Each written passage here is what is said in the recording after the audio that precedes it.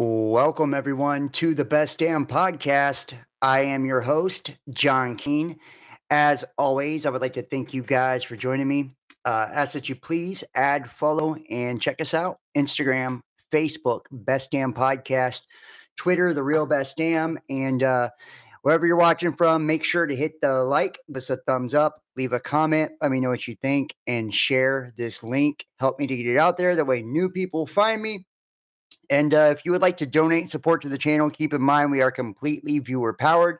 You can do so by going to PayPal, Cash App, Facebook Messenger, or joining us over on Patreon. I'm going to go ahead and hit the screen share here. Like I said, thank you guys for joining me. Let me know if the audio and the video is coming through clear. Tonight we have got a pretty interesting one. We're going to be talking about cults, man.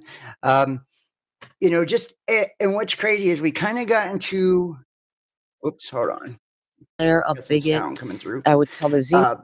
We kind of got into this the other day, just like really touching the tip of the iceberg with the Heaven's Gate cult. When we were talking about other topics, astral projection and new age beliefs. And tonight we're going to be diving into UFO cults, UFO cults, dark religious cults. So we're going to be looking at Heaven's Gate, Buddhafield, Scientology, and just to name a few, Jonestown. And I feel like this is something that, and a little sprinkle of satanic cults and stuff like that as well. But I feel like, especially like the UFO cult.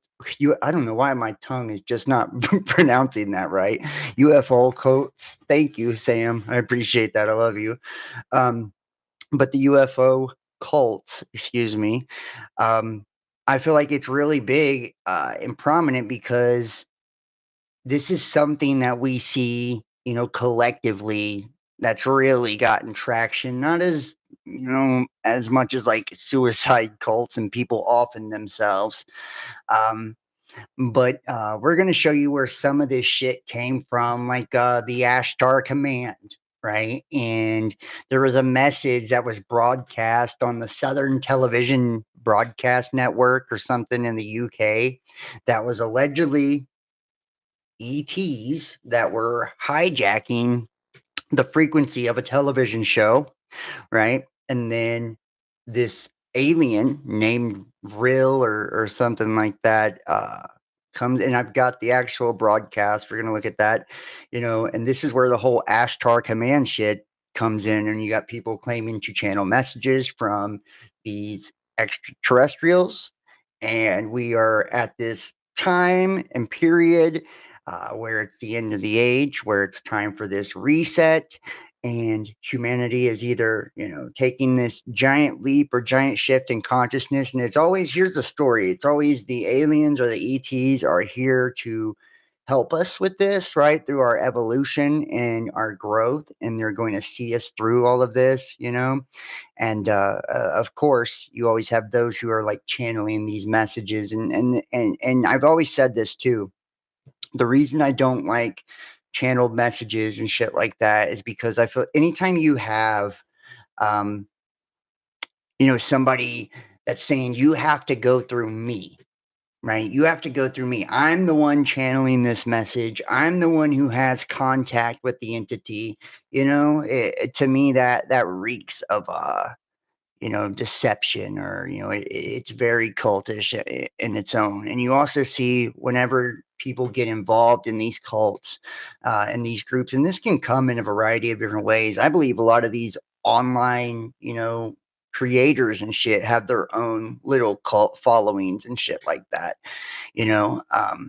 where anything outside of the information they're being presented with or within their community is, it's basically it's heresy, And in a lot of these UFO cults and a lot of these groups, it's very similar, right? Anything that doesn't jive with the narrative that they're trying to create is incredibly demonized. And especially when they get into, and you're going to see like, especially as we look at like Heaven's Gate and a lot of these, they create compounds or they go on the road and it's like they isolate them, um, from their family, from their friends, from anyone on the outside that could basically talk some sense into these people and drag them out of this shit. And it's like when I seen, and we're gonna look at Heaven's Gates final message and shit like that. Like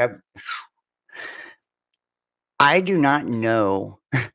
I'm mind blown that there wasn't something done about it before it even happened. That's what blows me away, because they didn't hide it. Like, how some, Jonestown and shit, and we're gonna listen to the final Jonestown message when they're drinking the Kool-Aid, which is fucking terrifying.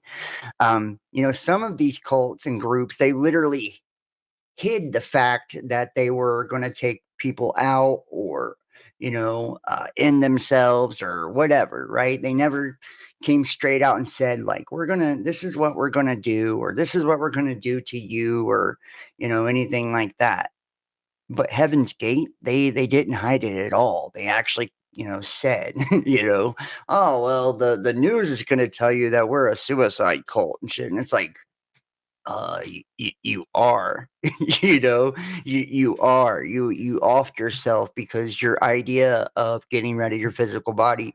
And this is where you're going to see in a lot of the new age, new thought movements that we see now. And I'm not trying to like single anyone out, but where there's this demonization of the physical self, right? Where you're, and Christianity was really bad for it.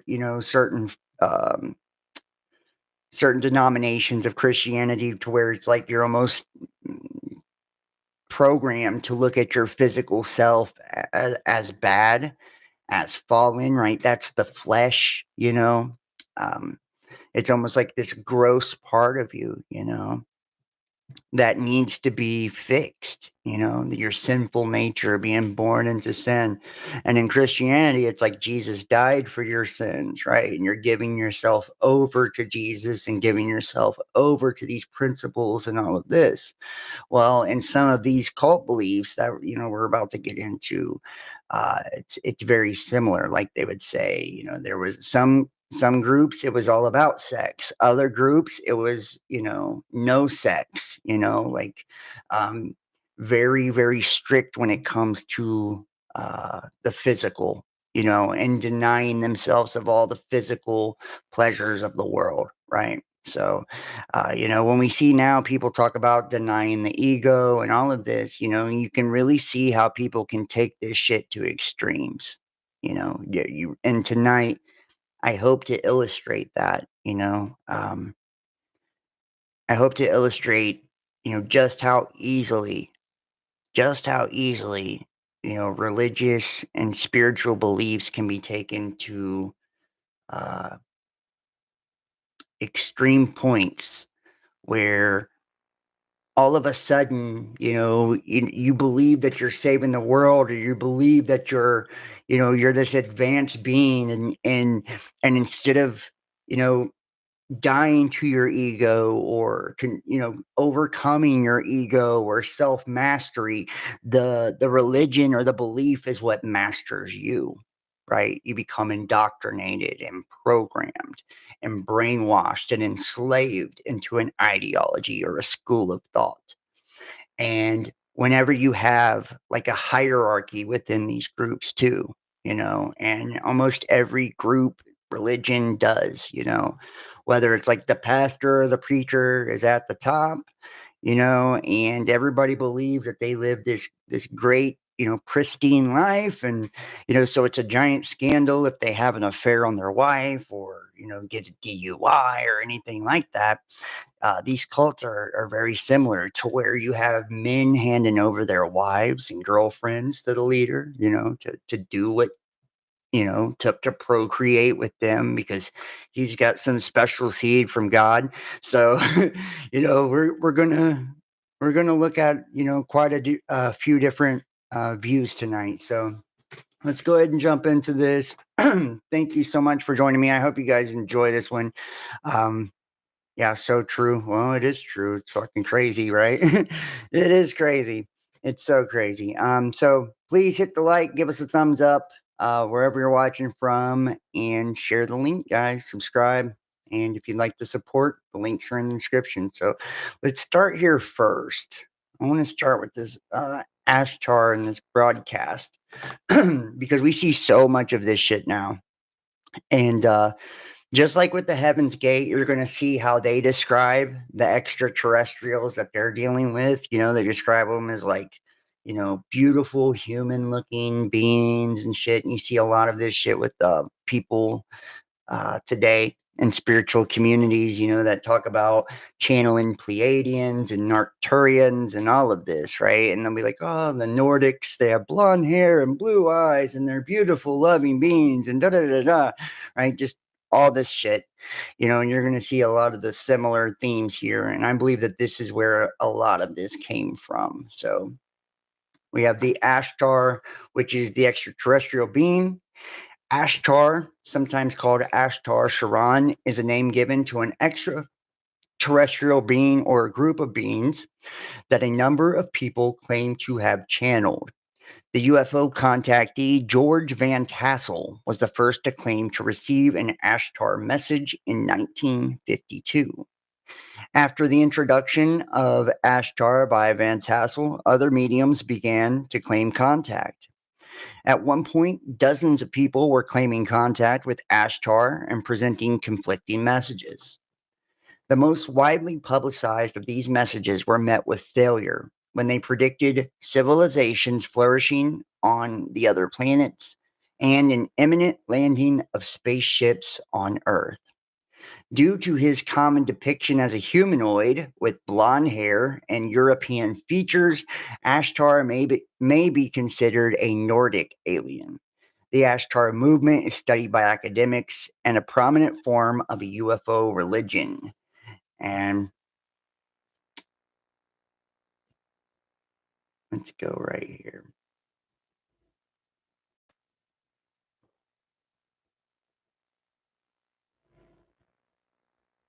'70s broadcast, and you can see this goes all the way back with the Ashtar shit. This is from the 50s.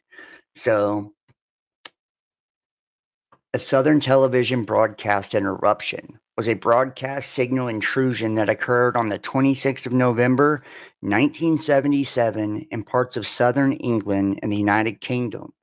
The audio of a Southern television broadcast was replaced by a voice claiming to represent the Ashtar Galactic Command, delivering a message instructing humanity to abandon its weapons so it could participate in a future awakening and achieve a higher state of evolution. After 6 minutes, the broadcast returned to its scheduled program.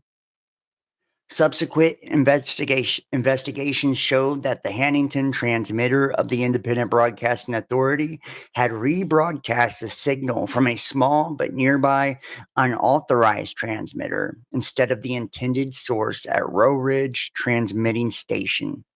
The event prompted hundreds of telephone calls from concerned members of the public and was widely reported in British and American newspapers.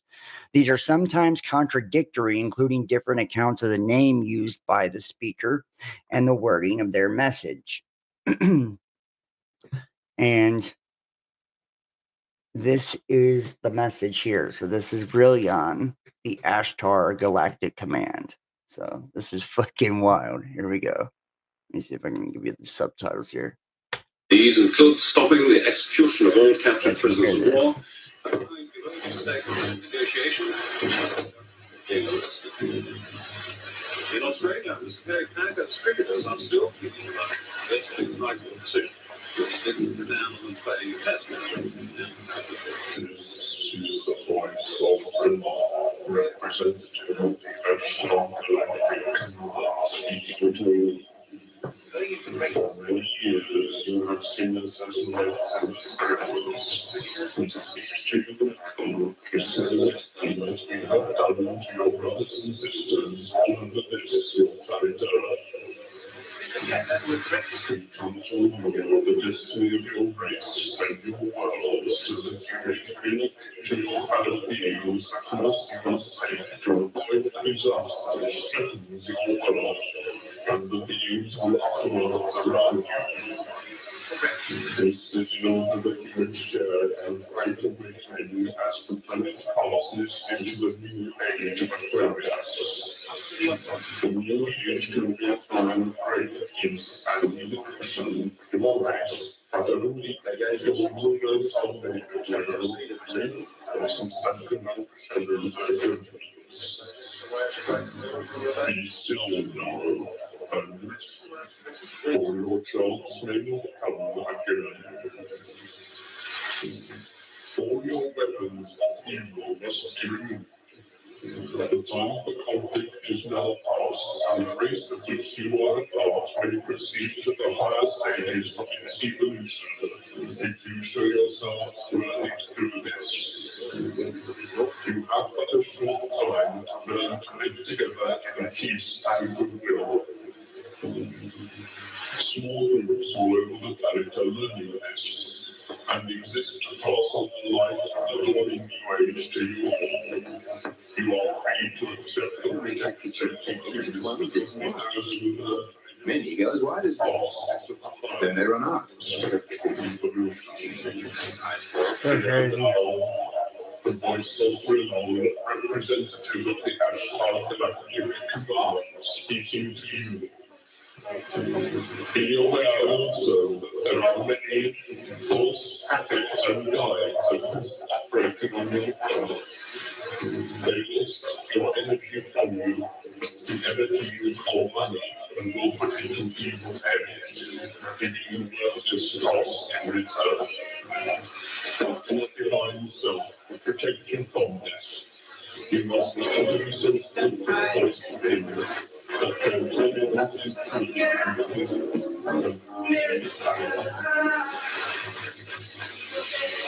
Learn to listen to the voice of truth.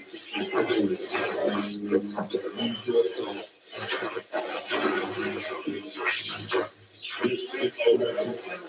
really appreciate that we can I insist on the so really top ingredients. Now I can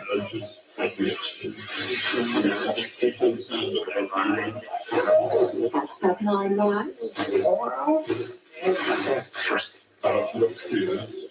Keep on knowing yourself and just come out with the greatest of your planet. Reaching up the Ashtar Galactic Command, I keep giving attention. We are leaving days of your existence. May you be blessed by the supreme love and truth. Now, can you fucking imagine, especially in 1977, you're watching television in the UK and all of a sudden that shit jumps over the broadcast?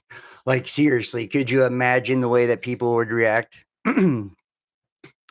Spooky, yeah, I think that one's it's a little bit spooky. I can't really hear it that good though as it gets, because it's and when I looked it up, I'm like, did this even really fucking happen? And sure enough, I found it. It's like this is an actual event that took place in 1977.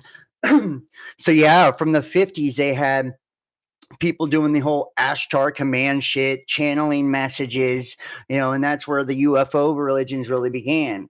Well, one of the more famous UFO religions is the UFO cult Heaven's Gate. The group is gone, but the religion lives on. The bodies of Heaven's Gate were founded by a former member in a mansion in California, each lying on a mattress with a $5 bill and 3 quarters in their pockets, plastic bags over their heads, and for most, a purple shroud covering their bodies. Many things led up to this movement, and one of them was their use of the internet. Their knowledge of technology was highly advanced at the time. Although it may seem retro and dated today, the web was a vital piece of Heaven's Gate. From earning income to proselytizing and documenting, the internet was key in how we remember them today and the impact they left upon the world. Heaven's Gate was a religion that was labeled by the media as a UFO cult, which would make sense to many who have heard of it. They came to the light in late March of 1997 after Doe, or Marshall Applewhite, a teacher, and 38 other students committed suicide in a mansion in Rancho Santa Fe, California. Though the group began in the 1970s after a chance meeting by the UFO 2, and see, they met in the 70s. And you know what? I find this to be the craziest part of all of this. This is the craziest part of all of this because, the last video we did was almost like a precursor to today's, right? Showing you all the different CIA operations that were taking place, especially during this time. This was an amazing time of deception for the United States government, right? From the 50s, 60s, 70s, right? And even the 80s, right? They were running, we had Nixon and Watergate and the assassination of Kennedy and the fucking moon landing and all this shit, like, one thing after another. The Cold War, right? The Cuban Missile Crisis, one thing after another. Where our government was running mass deception and propaganda on United States citizens. And then at the same time, they were doing these covert operations. In the 70s, I believe, is when everybody found out also about MK Ultra and the mind control. If you think about, the Manson family, all of these were victims of those type of operations, right? We look now today, and it's kind of become commonplace, especially in conspiracy and spiritual circles, to talk about targeted individuals and the use of different forms of technology, right? Voice to skull and directed energy and, things like that. But it often makes me wonder, what was taking place with a lot of these cults and cult leaders. That we don't know about that could have been connected to, our government or some of these operations. You think about, like Montauk, where allegedly they were taking people underground at this military base, young boys in particular. The government was, I believe, the Air Force, and they were doing MK Ultra, right? They were, you know, um, doing trauma-based mind control, taking them underground, torturing them, fracturing and fragmenting their souls, and all of this, and creating essentially Manchurian candidates. And there was something of, I seen a killer documentary on it, where it said that there was probably over 100,000 people that was taken underground there allegedly, right? And they were creating psychic soldiers, is what they were doing. Because they all belong in a cult too. A lot of the cults that they belong to are like the OTO and Freemasons and what we call the Illuminati, right? These satanic cults, which we'll also look at tonight as well. These satanic cults. So they were bringing in children, young boys, and shit like this, and trying to activate their psychic gifts for spiritual warfare and for ritual purposes and shit like that. And this is one form of the evil that we see with that. Scientology, it's been known for the abuse, and there's been many connections as well, with prominent figures, L. Ron Hubbard, and you know its connection to Jack Parsons and the Babylon working and using Aleister Crowley's, material in order to do these things, which they were trying to birth moon children and, bring in the Antichrist into the world. And then you see things like Patsy's, with a lot of these crisis, I wouldn't call them crisis actors, we'd call them false flag events, right? Where they have these Patsy's that are victims of extreme torture or mind control, right? These projects from the government, and they are either, usually cult leaders, and um, they then convince their cult into doing some atrocity, or they themselves do it, um, committing some extreme crime, or something like that. Or we see like what we've seen with Heaven's Gate, where they all take their lives, and and it makes you wonder, like, who is behind all of this, and why did they believe they were in contact with extraterrestrials? What And I seen the other day, um, this, it was basically saying that, I was reading about something. It was saying that, um, what we consider to be UFO abductions and alien abductions are not abductions at all, right? A lot of the alien abductions that people believe, they have experienced and shit like that, is actually the government, taking them, and they're not taking them into a craft or anything, but they're taking them into these underground bases, and experimenting on them, and so it really kind of puts a whole new spin on looking at these things. So I just kind of like get the wheels turning and get people thinking, you know um not just with the story that you've been given, right? The narrative you've been given by the media, but I want you to look at this with fresh eyes, and, start to ask the question, what would drive people to do this? And what were they experiencing? Like, this guy Doe here, the leader, his partner, she passes away. He's in this heavy emotional trauma, and it's like, who taught them the skills in order to manipulate mass groups of people? And so here we go. In order to properly discuss uh, Heaven's Gate, it's critical to identify what separates new religious movement from a cult. Traditionally, cults have the following attributes: authoritarian leadership, exclusiveness, isolation, and opposition to independent thinking.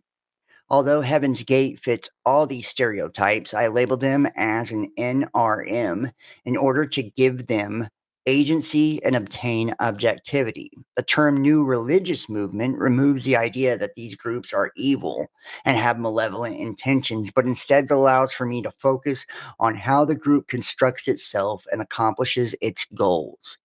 Meanwhile, cults have the stereotype of an evil select group whose goal is to draw in as many members as they can, take their money, and often kill them.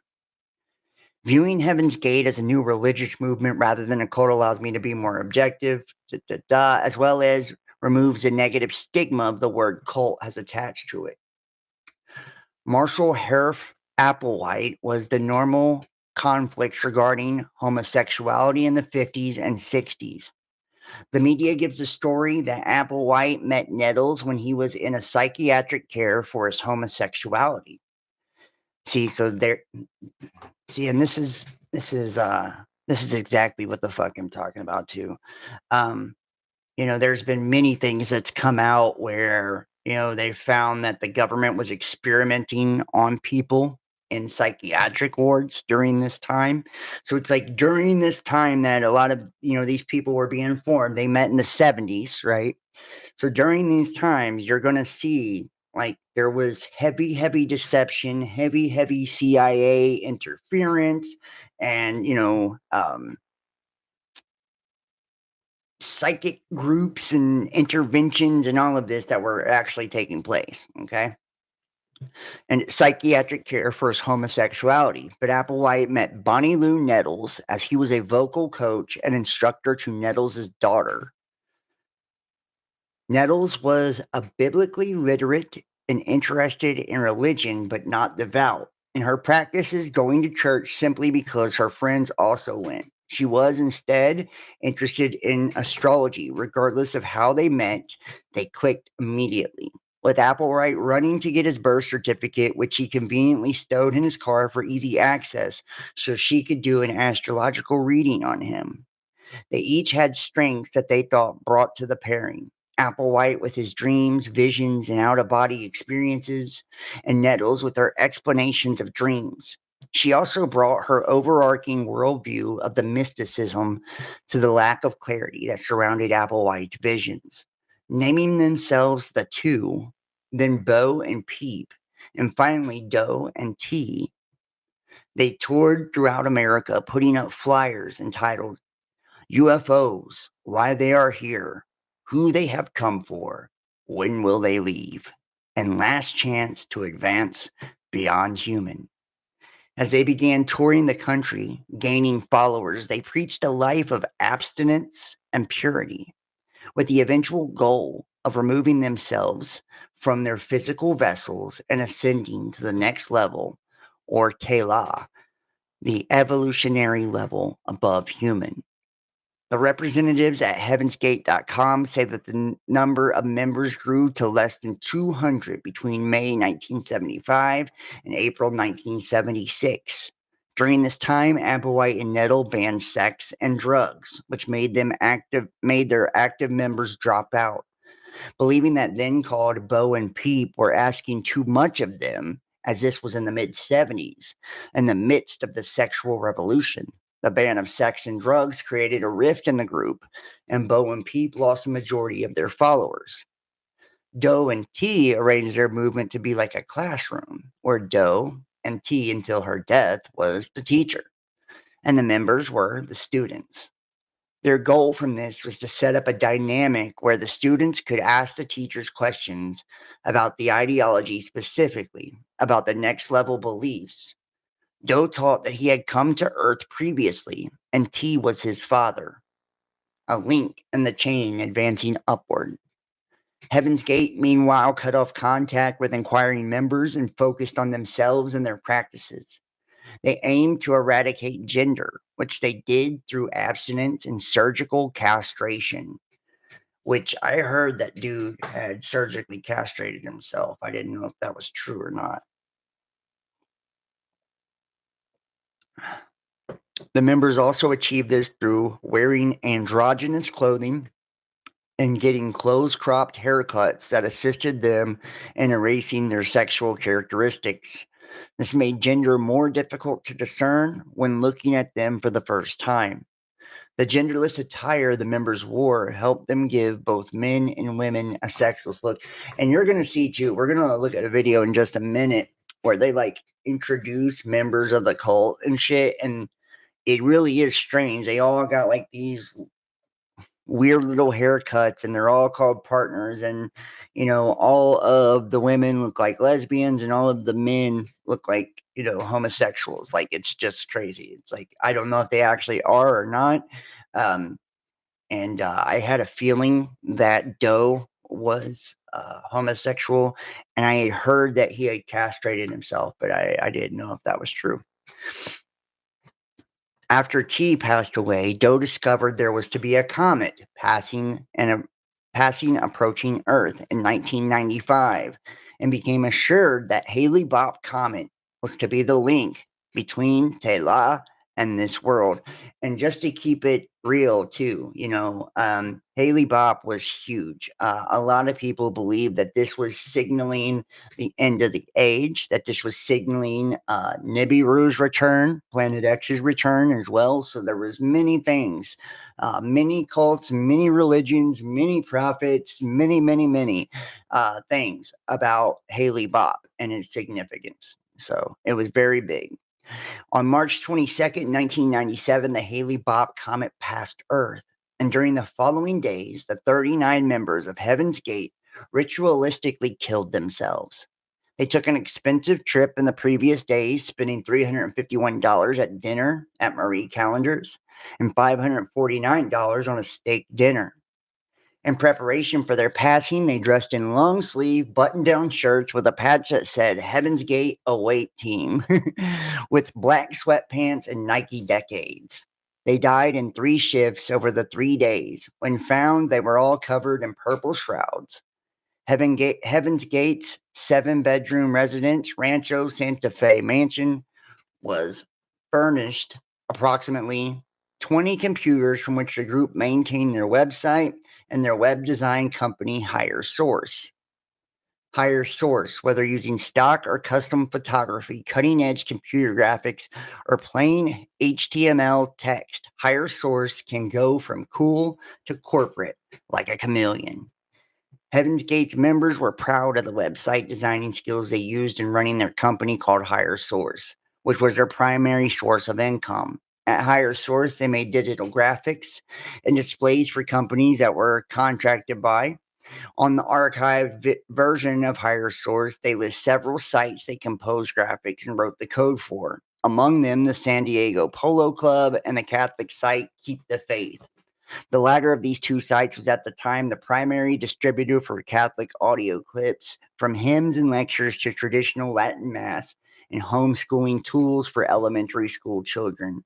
However, both these sites now run an updated, revised, and restructured code. On the same page, they give a more general area in which they have worked. They say that Higher Source programming crew successfully completed many developed projects in both large and small environments. Heaven's Gate may not have been the top notch in the eyes of the media, but they were given high ranking from a technology review page, Gizmodo, in 2014.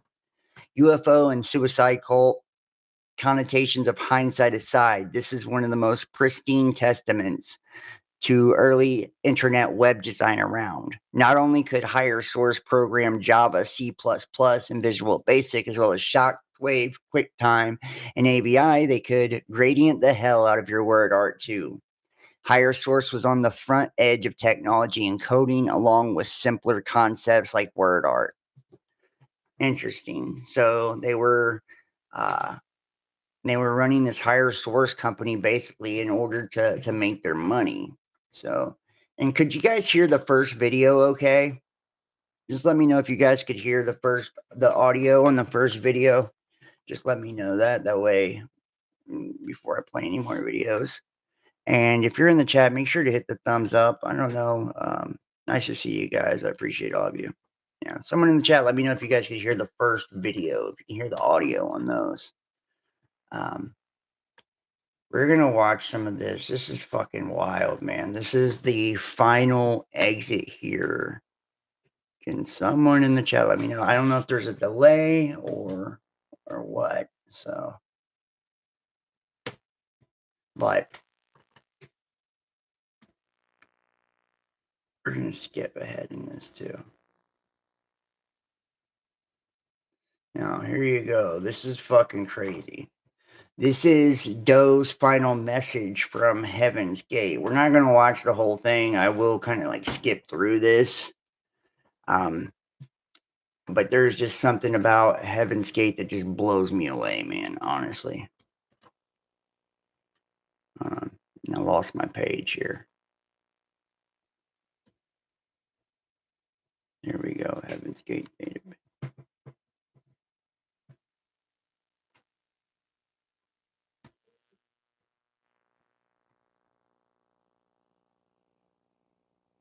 And see, and this is how they were able to create all these fucking videos and shit, because they had all the technology, right? They were technologically advanced in what they did. This is March 19, 1997. And I'm Doe. Some called our partnership T and Doe.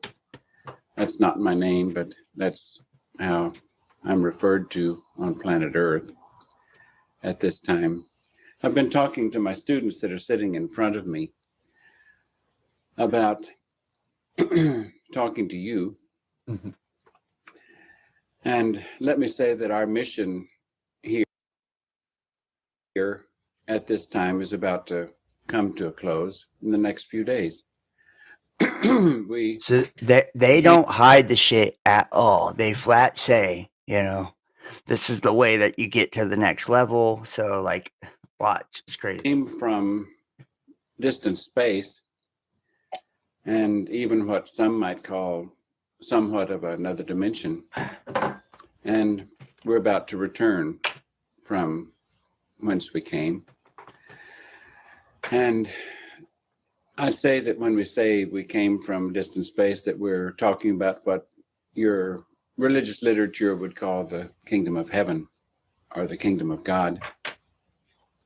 And let me know if you guys And can hear that in the we chat if you came for can. the express purpose to I don't know if my offer chat's even fucking a working. doorway to the kingdom of God at the end of this civilization, the end of this age, the end of this Thank you, millennium. Kimberly. And now that we're about to return, just a few things we wanted to say to you.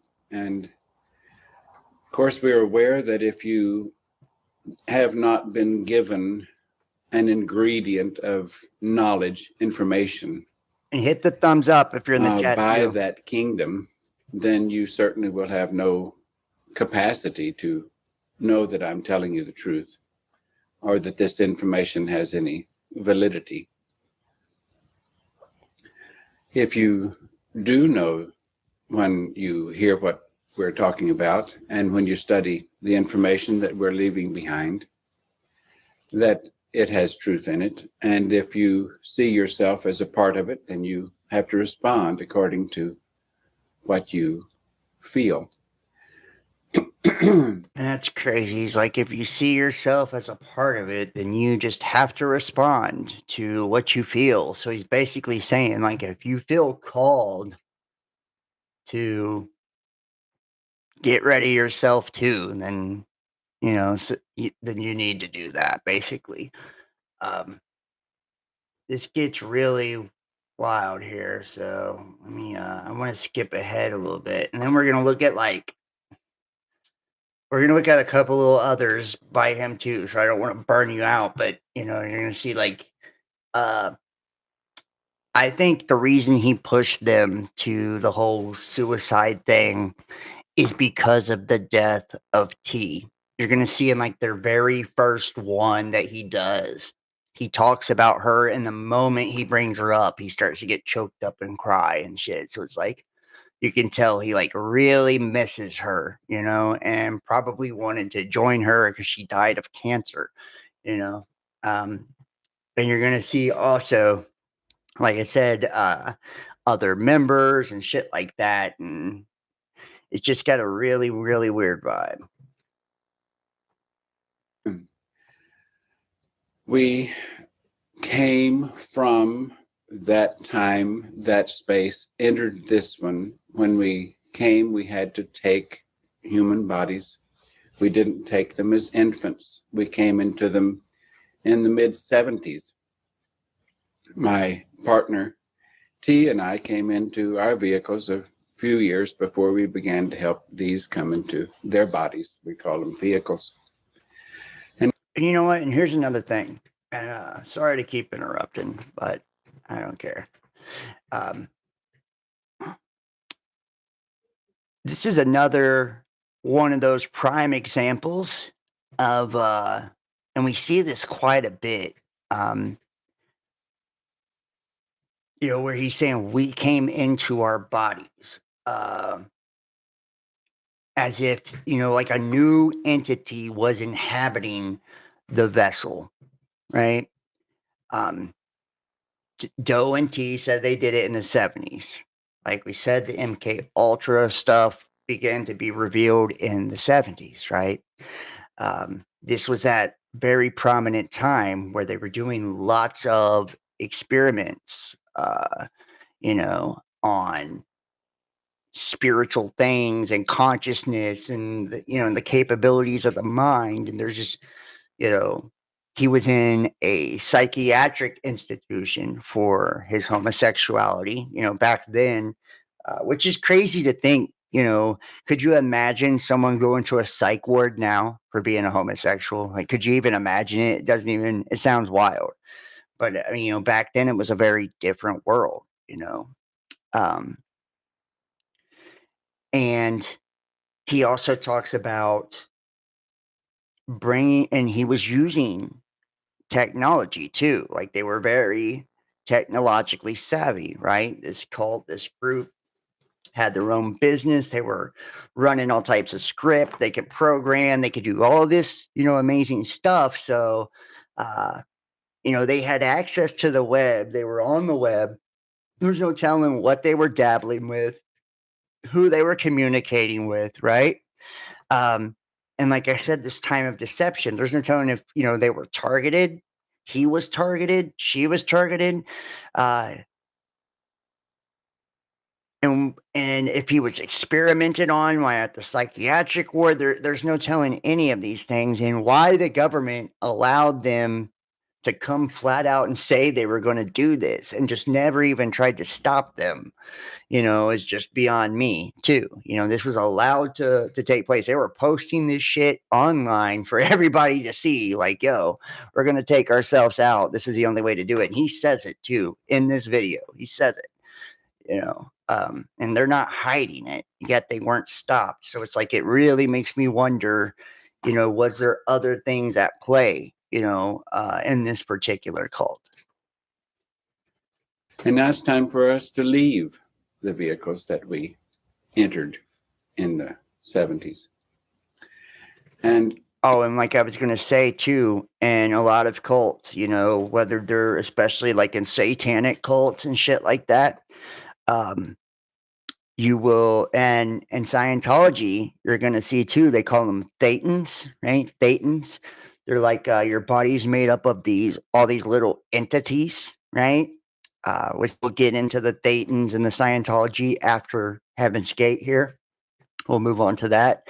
And you look at like, Illuminati and shit like that, these satanic cults, and they all claim to have alter egos, or, they're like inhabited by a new entity. And a lot of these rituals, these occult and esoteric rituals, which I'm not saying they performed any type of initiation ritual. I do not know, right? I do not know if they did anything similar to like the OTO and, Minerval degrees and all that. I don't know what they did as far as their initiations and rituals go. But I do know a lot of these cults and a lot of these religious sects, they do follow similar rituals as secret society, similar rituals as witchcraft and shit like that.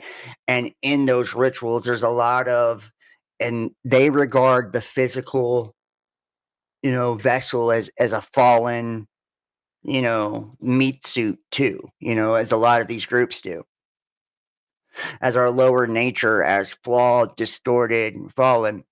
Uh, and a lot of the rituals, they will be put in caskets or shit like that, and it's symbolic of a death and being reborn. And sometimes when they're reborn, they'll even invoke their familiar or spirit guide or their god or whatever, and call that to them. And I think in some cases, it allows other entities to inhabit them. And I don't know what they were doing, if they were doing anything similar to that. I just know they were saying they weren't born in the bodies, right? Doe and T were into some mystic shit, right? Mysticism and all that. And then they fresh out the psych ward, and then they get into, which is, a terrible thing to fuck around with the occult when you have psychiatric problems, right? Because it will unlock parts of the subconscious and blow your mind apart anyways, right? If you're not ready to face yourself, don't fuck with the occult and witchcraft and all of that, because you're going to see the darkest fragments of yourself, right? And the darkest aspects of yourself, head on. And every experience you have will be a reflection of your own darkness, your own brokenness, And if you look at like what we've seen ends up happening here, it's not unpleasant at all what they're preaching and teaching about, but the outcome was very unpleasant. So I'm just wondering, if they allowed some sort of entities, when they're saying, oh, well, we inhabited these vessels or whatever, right? Just curious. You will likely, or many of you that might see this tape will say, what do you mean leave your bodies or vehicles? Well, actually, these aren't our bodies, our vehicles. We borrowed these for the time that we were here, for this specific task. And the task was not only to bring in information about that evolutionary kingdom level, but to give us the experience of working against the forces of what this evolutionary level, what the human evolutionary level at this time has become. And so it was a very good learning experience for us. And while it was a learning experience for us, it gave an opportunity for all who had ever received knowledge from that kingdom to have an opportunity to recognize us and this information and even move out of this kingdom and into the next level, or that evolutionary level above human, the kingdom of heaven, space, kingdom of God. Now, we can't enter that kingdom and no one can enter that kingdom by trying to live a good life in this world. And then when this world's life takes your body, then that's when you enter.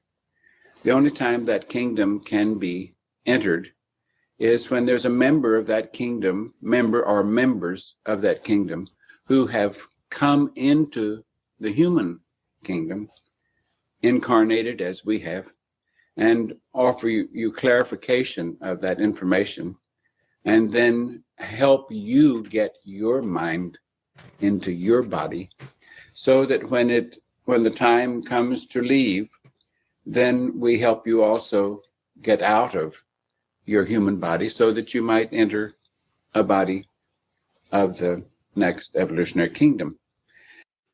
And you hear the wording too, and that's just kind of like what's blowing me away. He's like, first off, he's saying you can't make it to the kingdom of heaven unless one of the members of this, right, shows you, right? They come with they open the gateway, to this other dimension of heaven. And we can't get to heaven unless one of these members come and help us get to heaven.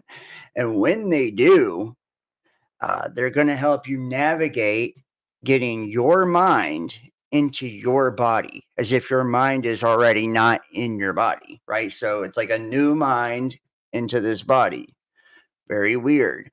And then they're going to help you navigate your way through the death process out of your body.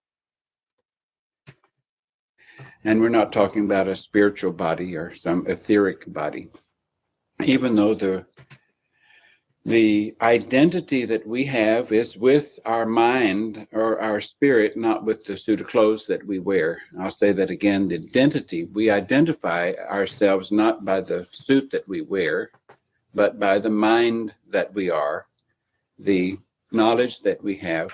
We actually identify with that mind, not with the suit of clothes.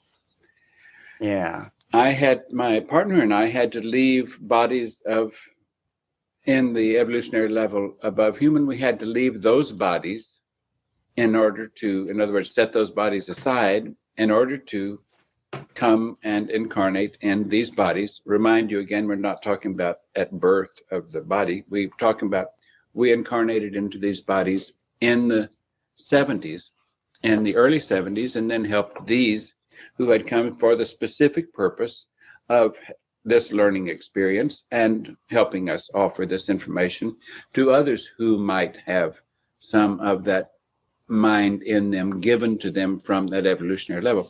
In other words, periodically that level comes in close enough and offers a graduation class, offers life out of this evolutionary level into that evolutionary level. And we're at the end of that time. Now, since we are about to leave, and I said that we're at the end of that time, doesn't mean that there might not possibly be some of you who are watching this tape who know that we're telling the truth, and you can say, but wait a minute, you're leaving. I've never heard of you. Why are you leaving now? And I'm hearing about you for the first time. Well, that is not our fault. We have been here. We have made ourselves known to the public. We have held meetings. We have put out information, articles that have been printed in major newspapers that have gone world over for many years for the time that we have been here. And we've been ignored, or we've been called a UFO cult, or we've been called some New Age cult, or, you name it, whatever cult you want to call it, we've been called that. We're none of those things, but we can understand why someone would call us that when they do not have and have not been given the knowledge to see us for who we are and recognize what we can offer you. We didn't come here to blow ourselves up. We're unblown while we're in the human kingdom. We could not be in a more modest circumstance than to have on human suit of clothes for the time that we are here. Now, we're about to step out of the human clothes that we're wearing. And you could say, well, why would you do such a thing as that? You mean you're going to go commit suicide? Well, Yep. I'm afraid I have to give you, we have a website, and on that website called Heaven's Gate, we have a little category in there that you can key on, and it says what we believe concerning suicide, or why we're against suicide, or I don't remember the exact title. But it explains that to us, suicide is when you have had life because you've connected with, you have received mind from the Yeah, so listen to this fucking distorted ass, inverted ass definition of what they call suicide. Basically, suicide to them isn't taking your own life. It's suicide not to take the offer from this God mind that he has into the next life. That's suicide. kingdom level above human, and you have been given that awakening mind so that you are aware of the truth about that kingdom level, and therefore have an opportunity to move out of the human kingdom into that kingdom level. And then when you turn against that, or when you cannot do what is required to identify with the mind and not with the body, can identify as... And isn't it strange too, like a spiritual cult, and this is another thing. This is what makes me think they're like somehow in league with demons. I mean, honestly, I really do think he's gotten a hold of something demonic. Remember, Lucifer comes as an angel of light, and Lucifer represents the intellect, right? The mind. And the mind is that masculine aspect in spirituality and the esoteric. But it's not the spirit, right? It's not the spirit. When we meditate and we truly tap into the true essence of ourselves, right? And we close our eyes and we open our spiritual eye, right? It's about allowing our thoughts to just flow past until we can quiet those thoughts altogether, right? Not grabbing on or latching on to a thought, not condemning or condoning anything,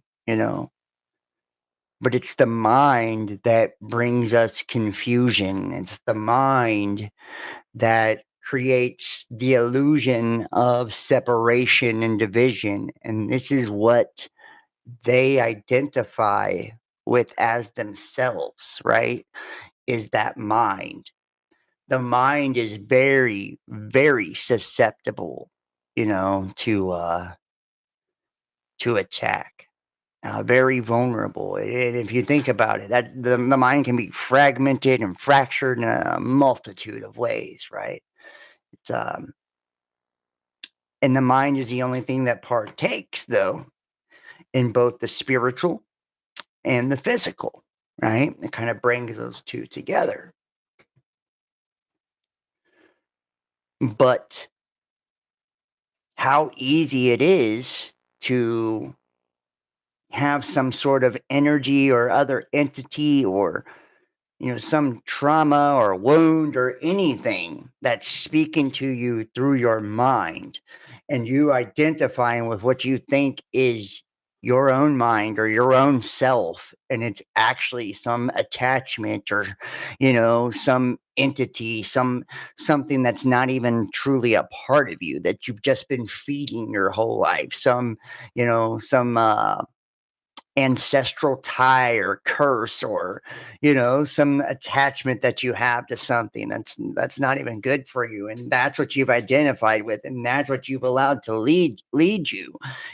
So it's just like the whole ideology in itself, it's like very shaky when you think about it. And then to say, oh well, we teach them how to put their own mind into their body, so what mind are they inserting into the people? As something that is of that kingdom and not of this kingdom. If you can succeed at that and find no value of life here, but see this only as a training ground and as a stepping stone to move into that kingdom level, if that can occur to you, then you can go into that kingdom. And like I said earlier, or a few minutes ago, that is periodically offered. Now, if you're viewing this right now and you're hearing what I'm saying, and you might, after hearing this, you might go read the information, and then you might say, goodness, that's me, and they've gone. If you act... Don't nobody get any ideas like, goodness, that's me, they've gone. Quickly, and you leave this world of your own choice, what? Go commit suicide? Suicide is separating from the kingdom of God when the kingdom of God has reached out and offered life to you. That is suicide. So to us, it would be suicide to not leave. It is suicide to not leave. It is to take life, to leave this body behind. It is to significantly take life. This is not life to us. This is like living in a civilization that is of history, that is barbaric, that is primitive in comparison to the civilization of the level above human. The kingdom of God, we said, the kingdom of heaven, as it says in your history books or your religious material. So you can hear that, he's saying it's suicide not to go, right? Not to go, not to leave, and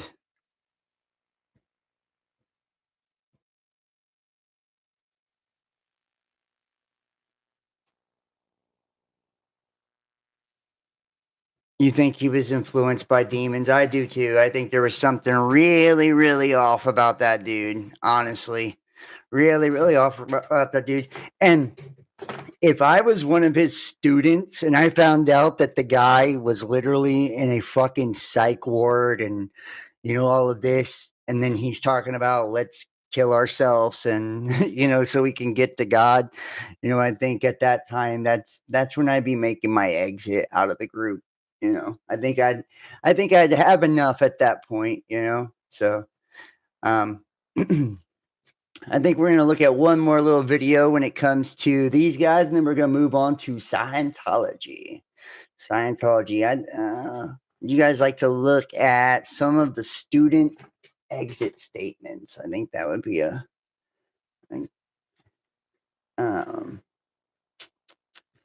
let's see how I want to do this. We'll look at the last chance to leave Earth first. Pain, and begins to break away from the world and begins to physically go to and be with that representative from that kingdom of heaven, knowing quite well that they're testing all the time. Is this really someone from the kingdom of heaven or from the level above human? Or because if it isn't, I don't want to get caught up in some cult. I don't want to listen to somebody who could lead me astray. But if it is somebody from the kingdom of heaven, then if I'm interested and if I've got that little bit of information in my head, then I'm going to have some awareness that there could be some truth in what that individual is saying who says they're from the kingdom of heaven. Don't forget, a couple thousand years ago, there was a representative from the kingdom of heaven, or the evolutionary level above human, present, and he said, I'm from the kingdom of heaven. Go tell the good news. He told his followers, go tell the good news about kingdom of heaven is here, meaning this is your chance. I'm here. I can take you out of here. I can lead you into that kingdom level above human. But he also said that can't happen unless you leave the human world that you're in and come and follow me.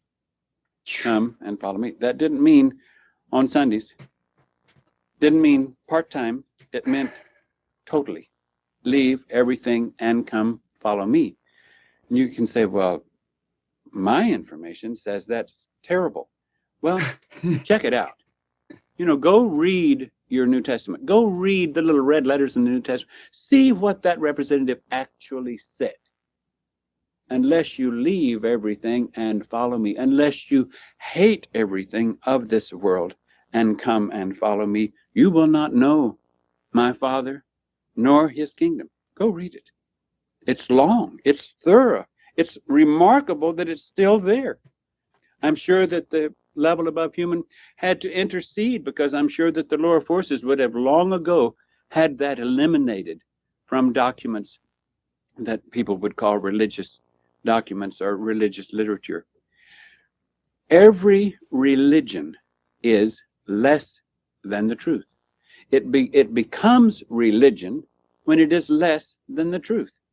Now, every religion can prepare an individual to be more prepared for the time when a representative from the level above human comes in. So it's not like... Wow. So he's saying every religion, it can help you. It can prepare you in a sense of preparing you to meet me. The religion's cool. It'll get you prepared for me. And then I'll take over and I'll show you how to actually get to heaven. You must be willing to give up everything, right? Christ did say, you must be willing to give up your mother, your brother, your father, right? and I should pull up the verses actually, but he wasn't talking about to go, off yourself, right? It's not what he was talking about. Those who hold on to their lives will lose it. And those, stuff like that. It wasn't about taking yourself out. It was about, putting those principles first, like following and imitating what he did, and putting that first in your life and following that to the T, even if that meant, you had to, disassociate from people in your life, or, it was putting him above all of that, like being loyal to Christ, being loyal to the Father above all things, above your mom, above your wife, above everything, God first, those principles first, and valuing nothing over God, this guy's twisting it like every good pastor, preacher, and teacher twists it and manipulates it to go with their perverse version of doctrine. Like that it's that the... And the Bible also said, which you won't, I guarantee he won't bring up, that many false Christs will will arise in this time, right? It also says that, false prophets, right? Antichrist, like this is what this guy was, leading people astray. Above human is available only to whites or blacks or Jews or Christians or Muslims or whatever the case might be. It's open to anyone who, when a representative is present, chooses to leave all behind, follow that representative, graft to that representative, and as that grows as they take in more. Now, they're not really taking in the mind of the representative, because the mind that is in the representative is not his mind. The mind that comes through me, we're in bad shape if it's my mind. It's mine because it was given to me by my older member and by the kingdom level above me, but it is not of me. I do not care for glory. I know that's the last thing that anyone would give to me on this planet. And I do not care for it, but I do care to glorify the level above human. I care to glorify my Father who gave me life. It's hard for me to speak of that without weakening, as you can observe. Okay, here's an individual who says, I will break away from the world. Now, breaking away from the world is not easy. Yeah. So, and when he talks about his father, he's not talking about God, by the way. He's talking about T, the other founding cult member that passed away in 85. That was his teacher and representative above him. That was his heavenly father. Just saying. So when he gets all emotional like that, it's not him being emotional over God. It's him being emotional over his best friend that died of cancer. And this man had just came out of the psychiatric ward when he met her, right? So it's like when we really start to look at the roots of this shit, right? We really start to dig deep into this. It's like you can see there's a lot of hurt there, him wanting to take himself out and get everybody else to do it. And then the whole self-importance thing, like it's only when a representative is available, basically saying, I'm the only representative here on earth. I'm like Jesus. You have to go through me or you're not getting to heaven, you know. And we'll look at a couple little hear a little bit from the members, and then we'll move to Scientology here.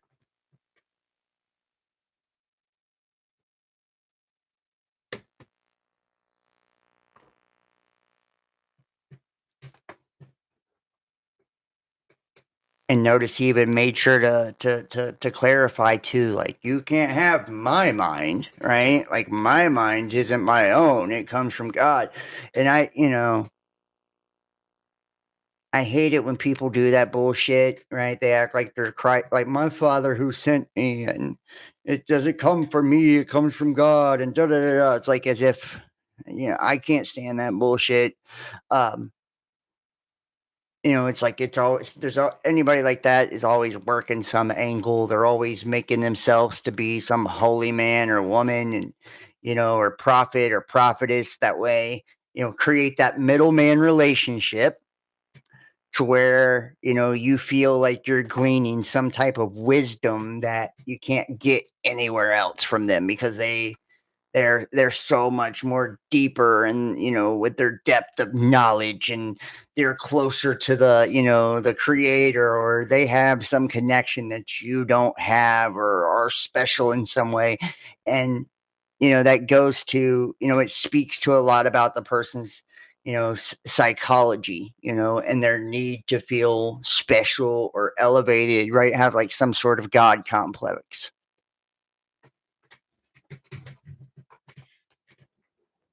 Okay, we're going to begin our interviews today with Soroti.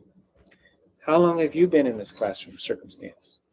I've been in here since Valentine's Day 21 years ago. Okay, and is there anything in particular you would like to say? What would I like to say? Oh, goodness. There's so much I want to say to you. Well, just about anything that would be of any significance to you is already on Heaven's Gate. I mean, this is kind of, in one sense, kind of silly. I would really strongly recommend if you could find Heaven's Gate, the book, the website, go there, study it, read it. It would do you a lot of good. But maybe on a more personal note, there's a number of you out there that have probably been in contact with me personally. A number of the classmates that you'll be seeing on this tape, and remember how you felt when we were there. Remember, you know, what it was like to work with us and to be with us, and you probably do better off trusting that rather than whatever information you run across on the TV. I'm sure there's going to be some stuff come out about this that can't give the perspective that you would have. So trust your own feeling rather than what you hear from someone else. I mean, that'd be my primary advice to give. The other thing, and I hope this is okay, but Pastor Murray, just because you've had a contact with someone from an extraterrestrial circumstance doesn't mean that they're any more trustworthy than someone who hasn't. I mean, the Mormons, supposedly, John Smith had the same sort of contact. And a space alien doesn't mean that he's from the kingdom of God. So you would do well to do some research as well in the same regard. I hope I'm not going overboard by naming these people, but Kenneth Copeland, Jen and Paul Crouch, Kenneth Copeland in particular, Ken and Gloria. For a while, we were really thought that you were picking up on next level information. You were being a good instrument. So he's You bashing all, other preachers. Must not have a life, or you're deluded, or you're. Wow. I couldn't have made a better choice, and I think I need to every day thank T&O on the next level for even letting me be here, because they don't need anybody. Just I could say a lot more too, but for some reason we always get kind of emotional when we start trying to convey our true feelings, because we know, I think, that the media is going to just whatever. They're not going to present it the way we would like to be presented.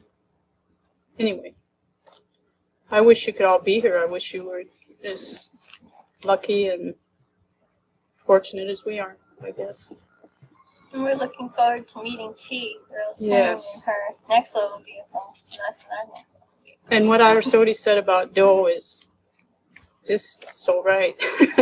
I don't think any of us could be more happy. Okay. That's all we got to say. Years old. Their souls and spirits are different ages. And just like the person who's in his doctoral degree studying quantum mechanics or something, he can't explain to the second grader what he's learned and what he's doing. But the second grader can say, well, I'm learning addition and subtraction this week. And the older student can say, oh, I kind of remember back when I was doing that. But the second grader, there's no way you can tune into what college level students. So, there is no way for us to explain to the people who are probably watching this tape what's going on. They're not going to understand, but we understand that. Well, they're like me. They can try their very, very best, and I'm sure that will be good enough to the next level. Just do the very best you can. That's all they expect you to do. And we do have a book out that they can learn all the things from. That he was very, very, that Glenn Odie has been very, very. Wow. But I knew in my heart. And notice all of them have their weird haircuts. Like they're either bald or have this little, haircut, so I don't know. And this is what they're talking about with this androgynous, I've seen videos of other members, and they were even more weird in that video, and notice none of them have really their own thoughts. They're just oh, you won't understand. We're so happy to do this. We're so lucky. And they don't look that happy. They look scared or sad. They're getting emotional. They look no offense, but everybody that I've seen so far looks like a total loser, or a nerd. And I'm not saying they were. I'm not being disrespectful, but I feel like he preyed on people like that. Heart, I always reconnect and always be bad. And I didn't know how it was going to transpire, but it just seems like I had instructions to leave at the time. I didn't understand at the time. I'm just so happy to be back. I was rescued not long ago.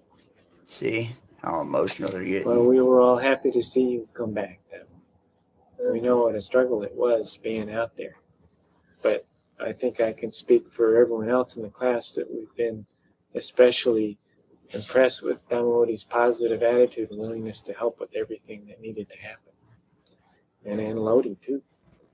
Well, I, for one, am very much aware of the limitations now of this human vehicle that I have, and I am anxious to be of more service to the next level without it. And so, You'll be happy just to get the suit of clothes off and put on a brand new, fresh set with new vibrations and be in a new atmosphere. Been in the classroom and something about that experience? Oh, well, sure. I've been in the classroom since April or May of 1975. I guess it's almost 22 years. And it's been the best 22 years I could have ever experienced. There were a couple questions that I wanted to address specifically, or try to. I hope that I can pull enough from my older members' mind that my answers to those questions will be appropriate. There were a couple things that I suspected there might be individuals out there who would like to ask us if they had the chance. And one of those questions I thought people might want to ask is, how can you, when you, so many of you have so many capabilities and talents, when you could have done so much in the world, choose to throw all that away and go off with some cult and just lose your life? Okay, so in response to that, for one thing, you have to consider what we as individuals wanted to become. I think everyone in this class wanted something more than the human world had to offer. They were seeking some type of goodness, some type of rightness that they did not feel in this world. So that's one thing. You have to consider what we wanted. To us, we weren't throwing away anything that was of any value to us.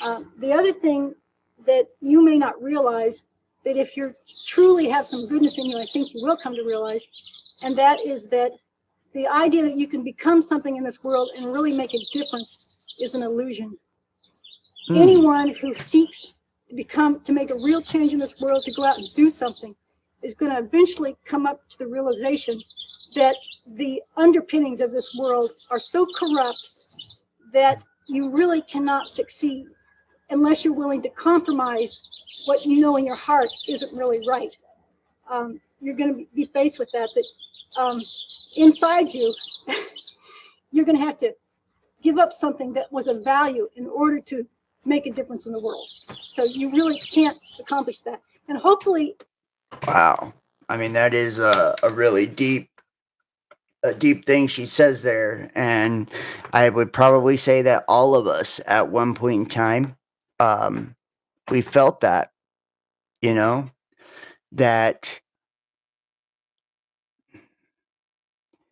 that the good guy doesn't win,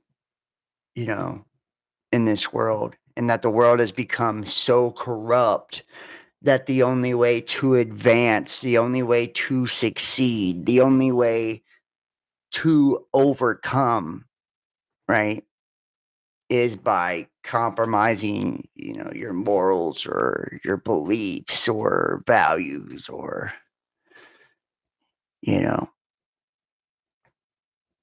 or selling out,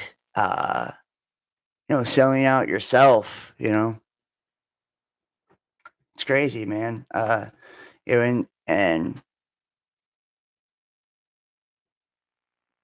that, because, and I've heard so many people in spiritual communities say too, which, I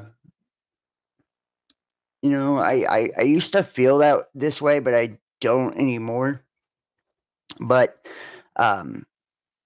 where they would say, I can't wait, to be back, with the Father, or, I'm not meant to be in this world, or, this isn't my home, and, shit like that.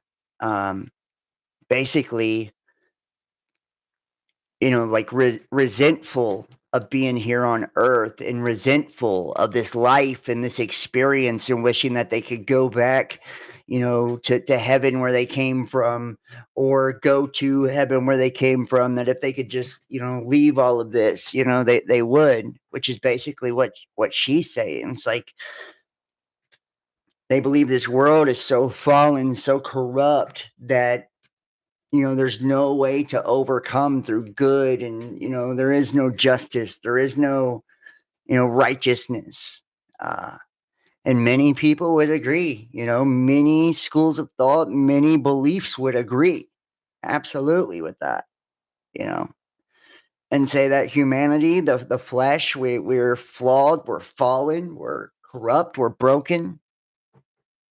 And I used to feel like I wasn't from here, and this isn't my home, and I'm not happy here on earth, but I don't feel that way anymore. I don't feel that way anymore. I feel like it's a true blessing to get to live out this experience, and that it's what we choose to make of it, not what we allow the world to dictate to us that it is. If we believe that, we don't stand a chance in this world, and that, we're outcast and we don't fit and we don't belong, and, that we can't overcome, and, the good guy never wins, and, the only way to succeed, the only way to accomplish what we want to accomplish or make any change or get any progress whatsoever is by compromising ourselves and by selling out and by, going to the dark side, essentially. It's like, then that will be the world that it is, because it's the world that we make it. That's the world we create for ourselves.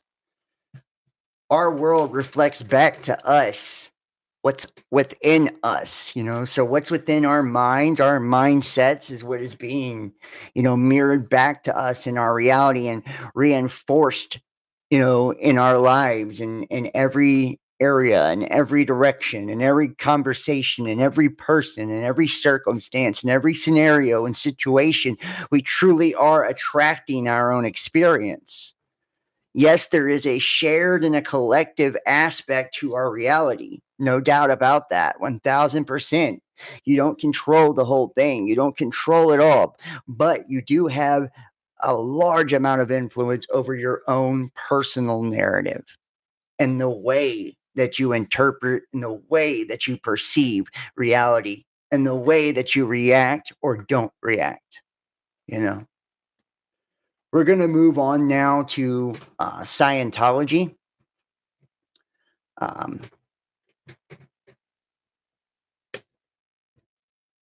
So let's hit that next.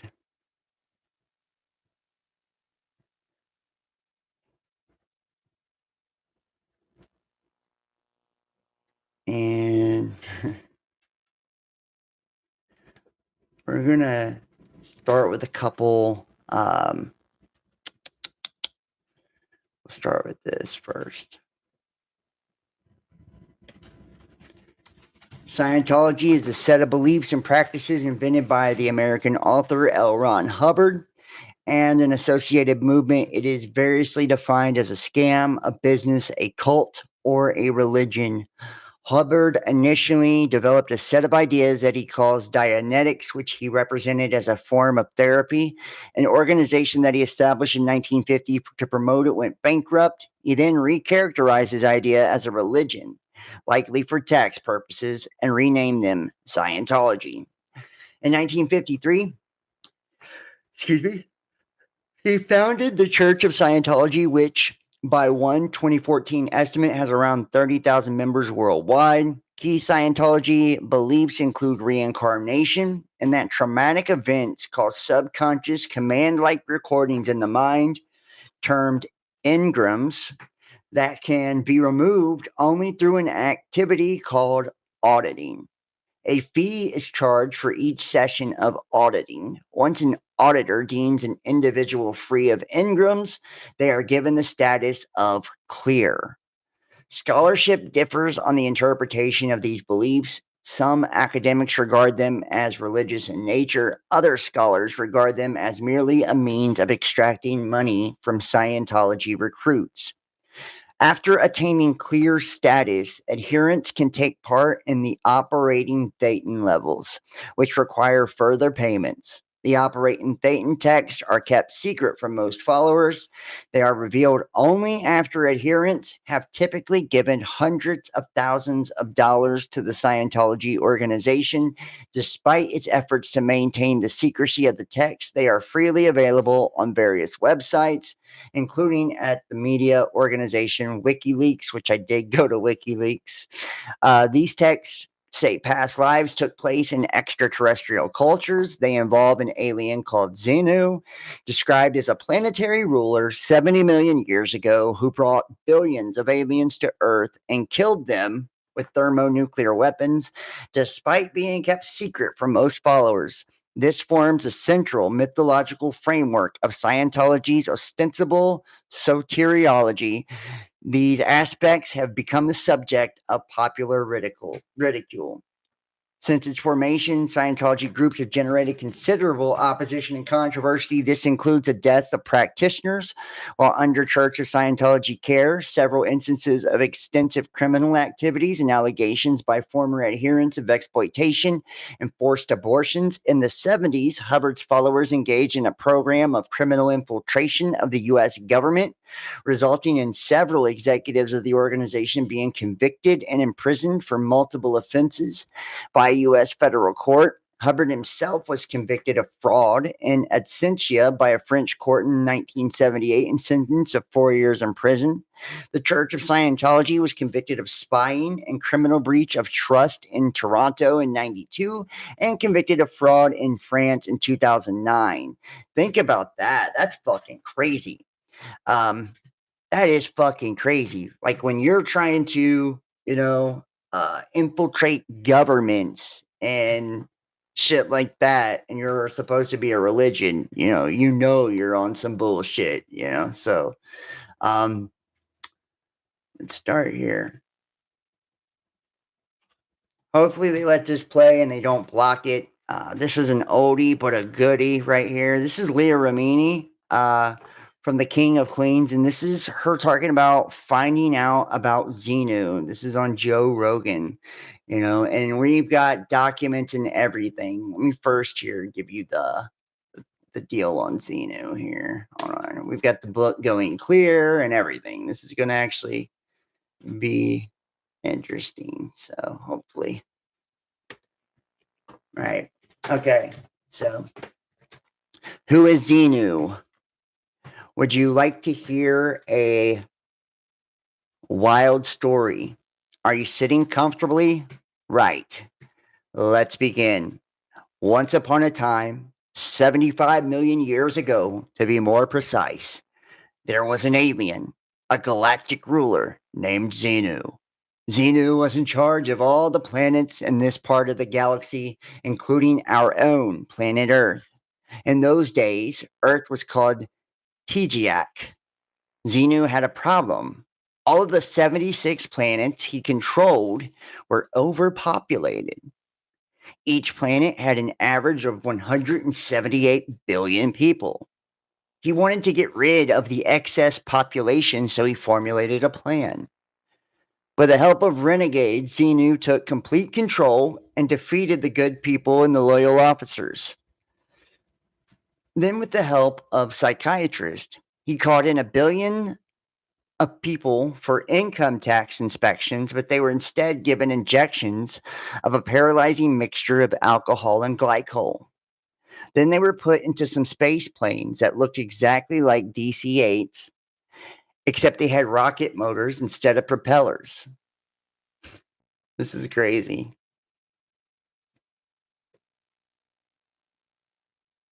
The DC-8 space planes flew to planet Earth, where the paralyzed people, numbering in the hundreds of billions, were stacked around the bases of volcanoes. When everyone had been piled in Tejiak, H-bombs were lowered into the volcanoes. Xenu then detonated all the H-bombs and everyone was killed. The story doesn't end there, though. Since everyone has a soul called a thetan, in this story, Xenu had to trick the souls into not coming back. So while the hundreds of billions of souls were being blown around by the nuclear winds, he had special traps that caught the souls in electronic beams. The electronic beams were sticky, like flypaper. After he had captured all these souls, he had them packed into boxes and taken to huge cinemas. There, the souls had to spend days watching special 3D motion pictures that told them lies about life, what life should be like. And these films confused them and tricked them into believing things that were not true. They were shown false pictures and were told false things, including stories about Christianity, Judaism, Islam, and other religions. In this story, this process is called implanting. When the film ends and the souls left the camera, they began to stick together in groups. They had all seen the same film, and though they were the same person, they clustered in numbers of a few thousand. There were only a few living bodies left, so they stayed in clusters and inhabited these bodies, our ancestors. As for Xenu, the loyal officers finally overthrew him and locked him away in a mountain on one of the planets. He's kept there by a force field powered by an eternal battery. Xenu is still alive today. And hold on, I've got like a little deal here. Let me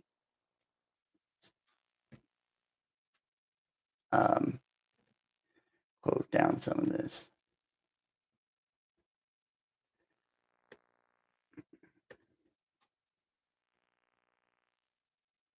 Where is that? For this planet, and all right, hold on.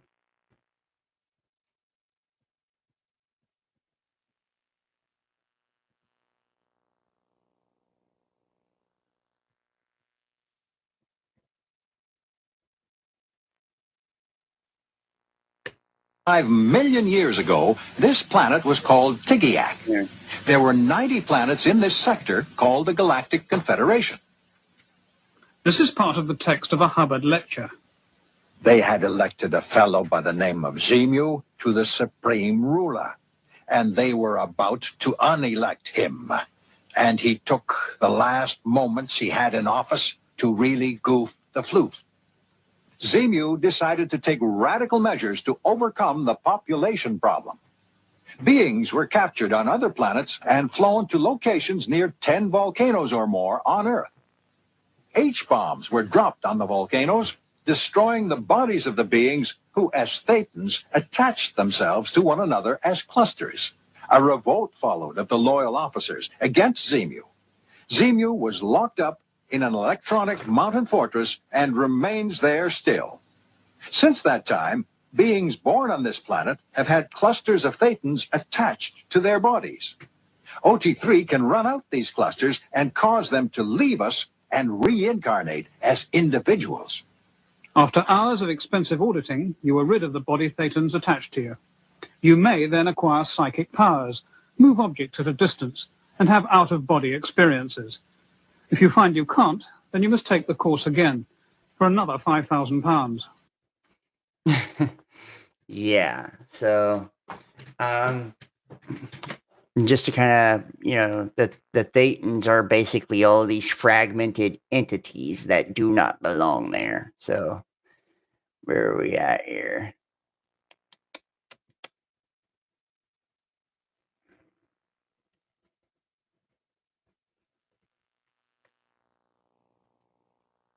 Here we go.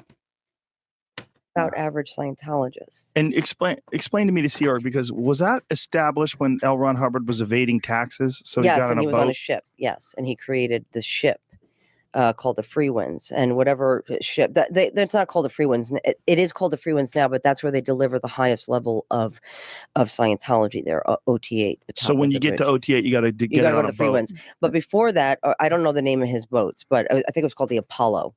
That was a part of Going Clear that was Yeah. hilarious when who was it? One of the writers or one of the Paul Haggis. Yes, Yeah. when he received like the highest level shit? That wasn't even the highest level, Wasn't Joe. even? That was OT3. Really? Yeah, and when I read it, I literally, you have to go into a secure room. Explain, talk us through that. Okay, What is so that first like? of all, you have to get invited. You have to get an invitation. So you'd been Scientology for years. You'd spent a ton of money already. Ton of money, and you're ton like, of. God And by the damn way, it, most this is it. most Scientologists don't even get to this. Most don't. Right. Okay. Yeah, because you have to be wealthy to get to this. Not only do you have to be wealthy, but a lot of times what they do, the new scam is you got to go, you get to a level and then they go, we messed that up. You have to go back down at your expense. Right. You have to redo that part. You were talking about that on your show. Yeah.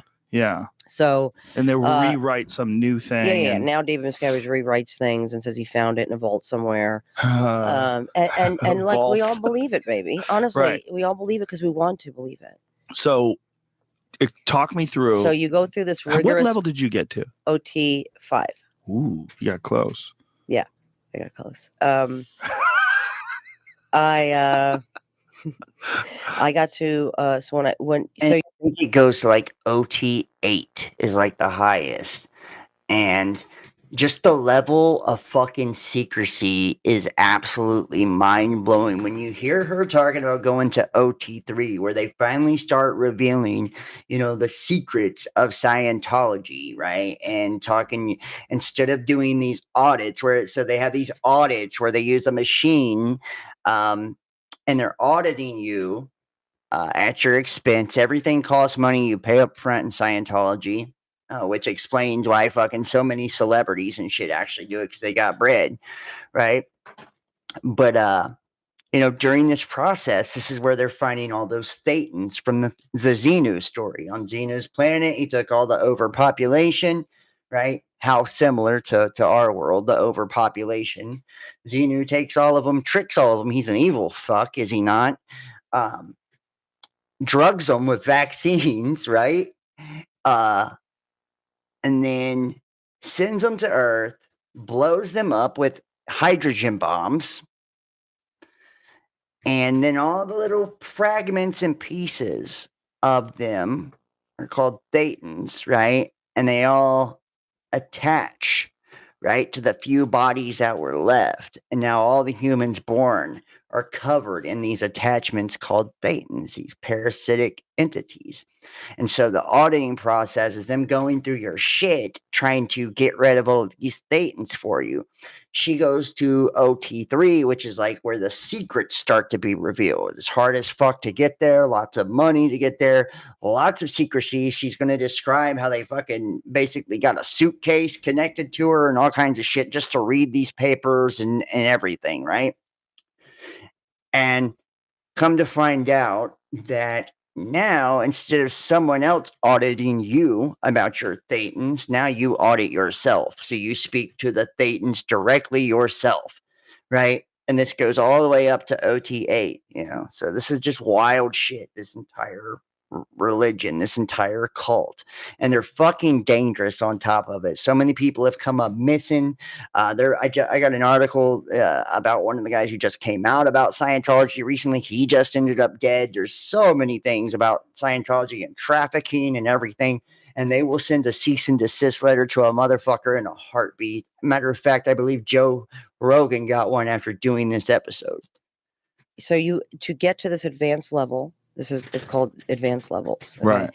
Right. You are put through the ringer. They go through every folder. From the moment you walk into a church of Scientology, they have folders on you. So everything you've ever said is written down and videotaped. Okay. So they get your folders and they cull it. They go through it. Okay. And they go through every transgression. Are you still humping your pillow? Are you still a nasty asshole to your mother? Like they go through everything. Are you still connected to this person who said something bad about Scientology 20 years ago? So they make sure that you're eligible to get the advanced data. And where do they bring you? Okay, they bring you to a room. Where is it at? It's on L. Ron Hubbard Way in Los Angeles and Fountain. It's so called how AO. nervous are you? Are you freaking out? Oh my God, I can't believe this is happening. Finally, all this shit I've put up with all my life is finally going to be answered. All my questions of life are going to be answered in this moment. And you realize this is the moment you're going to get the sacred documents. So my mother, So because I'm a celebrity, they let my mother come in, and she was also higher level than me, right? So imagine I'm in this like double, like, so you go through one door and then security, and then you got to get the lanyard, you got to get like clearance, you got to go take a picture.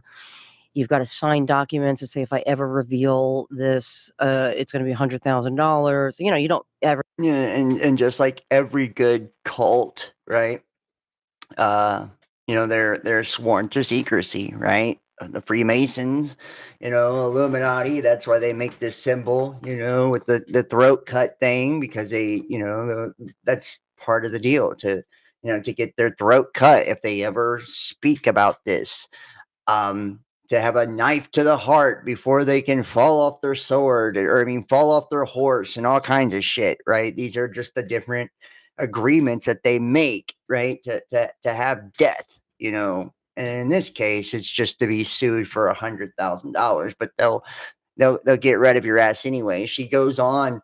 I don't believe it's in this clip that we have here, but she goes on to talk about later in this interview about John Travolta and how he has this ranking, and it's called something with a K. Karaku or something is the ranking. And that particular ranking in Scientology has the ability to kill somebody and get away with it, basically. And like any of the leaders in Scientology or that have these extremely high ranks, it's just automatically known that those that are underneath, right, the subservient people that are underneath these people that are outranking you, you would go and get, say John Travolta walked into the room and we were all in church right now, Scientology church, comes out of the kitchen and he had killed the cook, right? Don't matter why he did it. Don't matter who that cook was, right? Like, he has this special level, one that gives him immunity to doing these things on top of it. So you and I would then go and get rid of that fucking body for him, and we wouldn't say a word about it. We wouldn't be allowed to moan, groan, piss and moan or anything when we had to do things for them. Like Tom Cruise, all of it. Like you had to be on your P's and Q's when you did it, or you were violating it, like this is how crazy this is. And that's why Scientology is most definitely a fucking cult and not a religion. Ever get to read any legal document that Scientology gives you.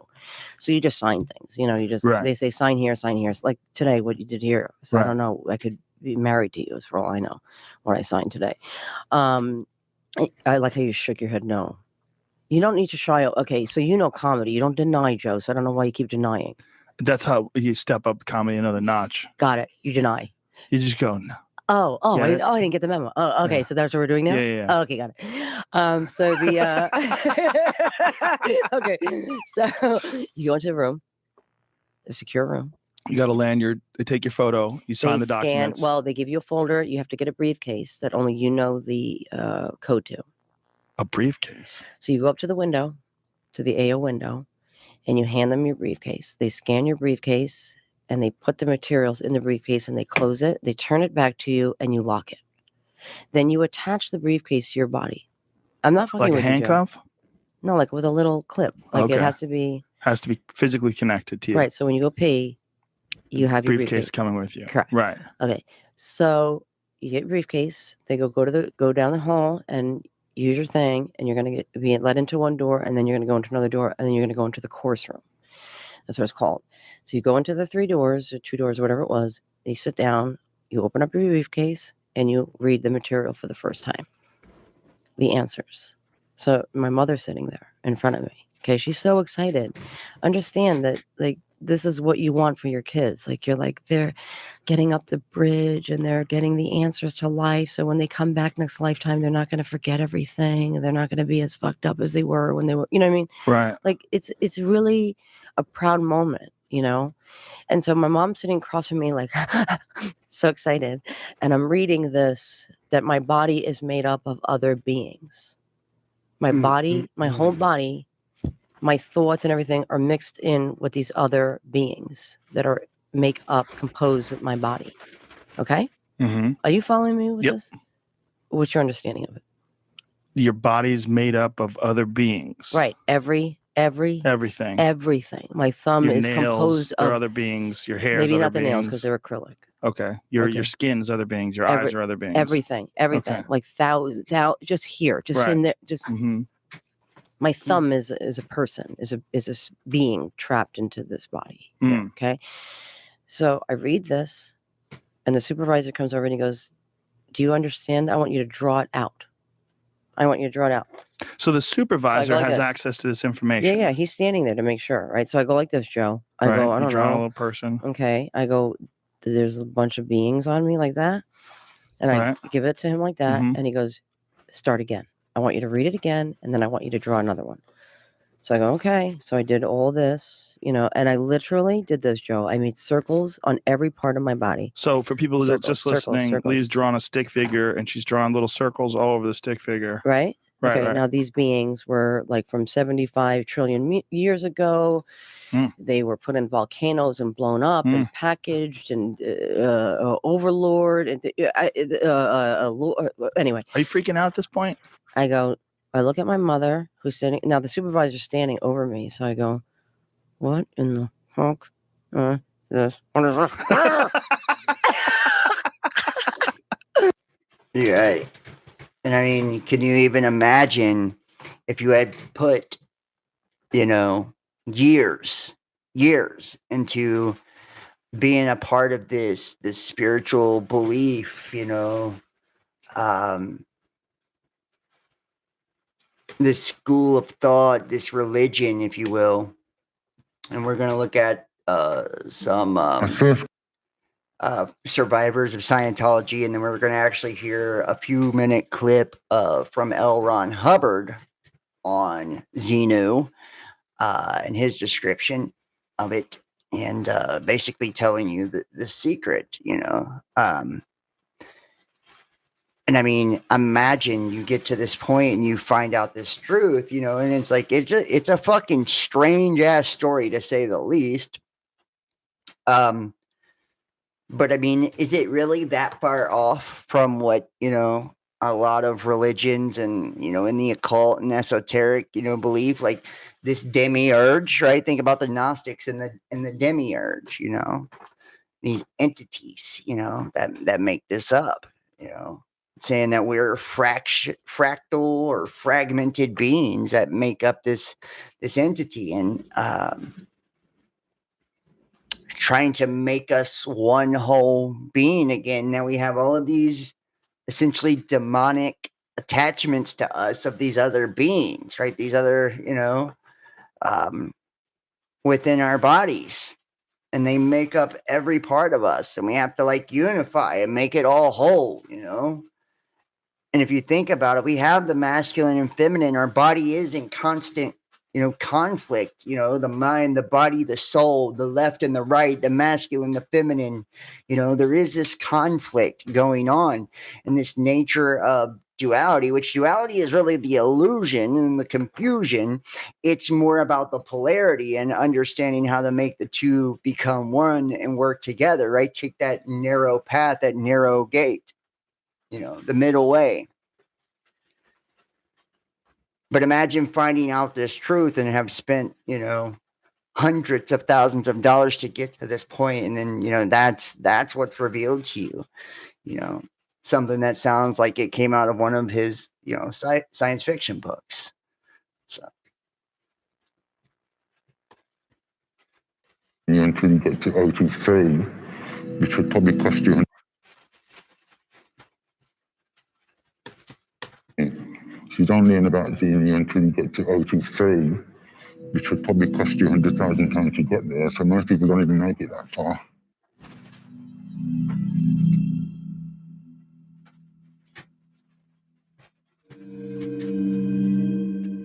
I first got involved with the church after reading a book of theirs.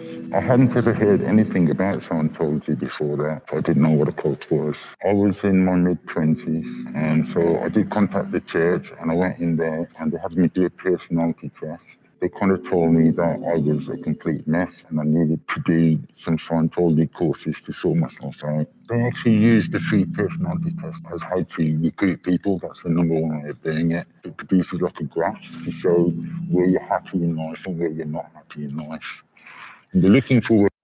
And then the book Clear, it talks about how they have like this 4-step process, right? They do the test on you, and then it's like dispelling your reasons of why you don't like Scientology. So first, it's like taking, telling you you're fucked up. Second, it's dispelling all the reasons of why you don't like Scientology, and then third, it's telling you, finding out all your issues, dispelling all the reasons you don't like Scientology or would be hesitant to be a part of Scientology. Then telling you that they have the solutions to your issues and getting you to join. Basically, it's like a 3 or 4-step process to like get you into this. And then once they got you locked in into the process, then it's every class, every audit has a, you pay first. And until you get all these thetans out of you and shit like that, it's audit after audit after audit, phase after phase after phase, and it's like you're trying to work your way up the ladder. To where you're not happy in life, or what it is about yourself that you'd like to improve, and that they call you a doing. And then once they find out what your doing is, they will use that against you, because they will make you believe that only Scientology can help you handle that problem. Within a few months of first going there, I started to work there, and they spent some time trying to recruit me to join them. I wasn't initially planning to do that. They basically wore me down. They'd take me to what they call a recruitment interview, and they'd keep me there for hours. And if I refused to sign the paper, they would say, okay, well, what I'd like to do is have a read of this, and then give me some materials to read. And they'd have me start reading that, and then they'd go away, and they'd come back an hour later, and they'd start again. That's pretty much how they do everything, how they get you to pay over money. So this one, stop asking you. Once I had agreed to do it, I had to sign a 2.5-year contract. Dad told me I'd be earning probably £200 a week, which turned out to not be true. I found myself working over 80 hours a week and earning under £5,000 a year. I was basically teaching people courses. I started at 9 o'clock in the morning and finished at 10 o'clock tonight, Monday to Friday. And at the weekends, I worked from 9 o'clock till 6 o'clock. Yeah, and even Leah Ramini was talking about how you're there every fucking day, right? You're committed to this process, and every day they're working this shit out on you every single day, and you're paying for each and every one of these things, and it's like it's a wonder why they have so much fucking money. Like I don't know how they've even through this Dianetics and all this. It's like how how they've convinced people, to pour so much money into this system that he's created. It's like I guess there's a sucker born every minute, right? I must have had about 10 days off in the whole time I worked there. They have you sign a contract, which puts you down as a volunteer, so they don't have to pay you the minimum wage. How they pay you is a proportion of what the organisation pulled in that week. It could be £80 one week, it could be £20 another week.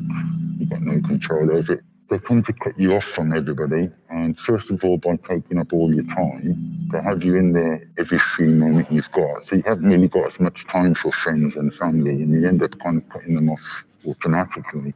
They also encourage you not to read newspapers or listen to the news, and they tell you it's full of lies. So I thought I was learning something. But since I've come out, I do realise that, yes, I was brainwashed by them. They got you speaking in their terms and their own language, and so you start to see the world completely differently. At one point, they Well, I mean, truth is the news is lies and shit like that. So, but you are seeing this common theme here, where once again, it's this.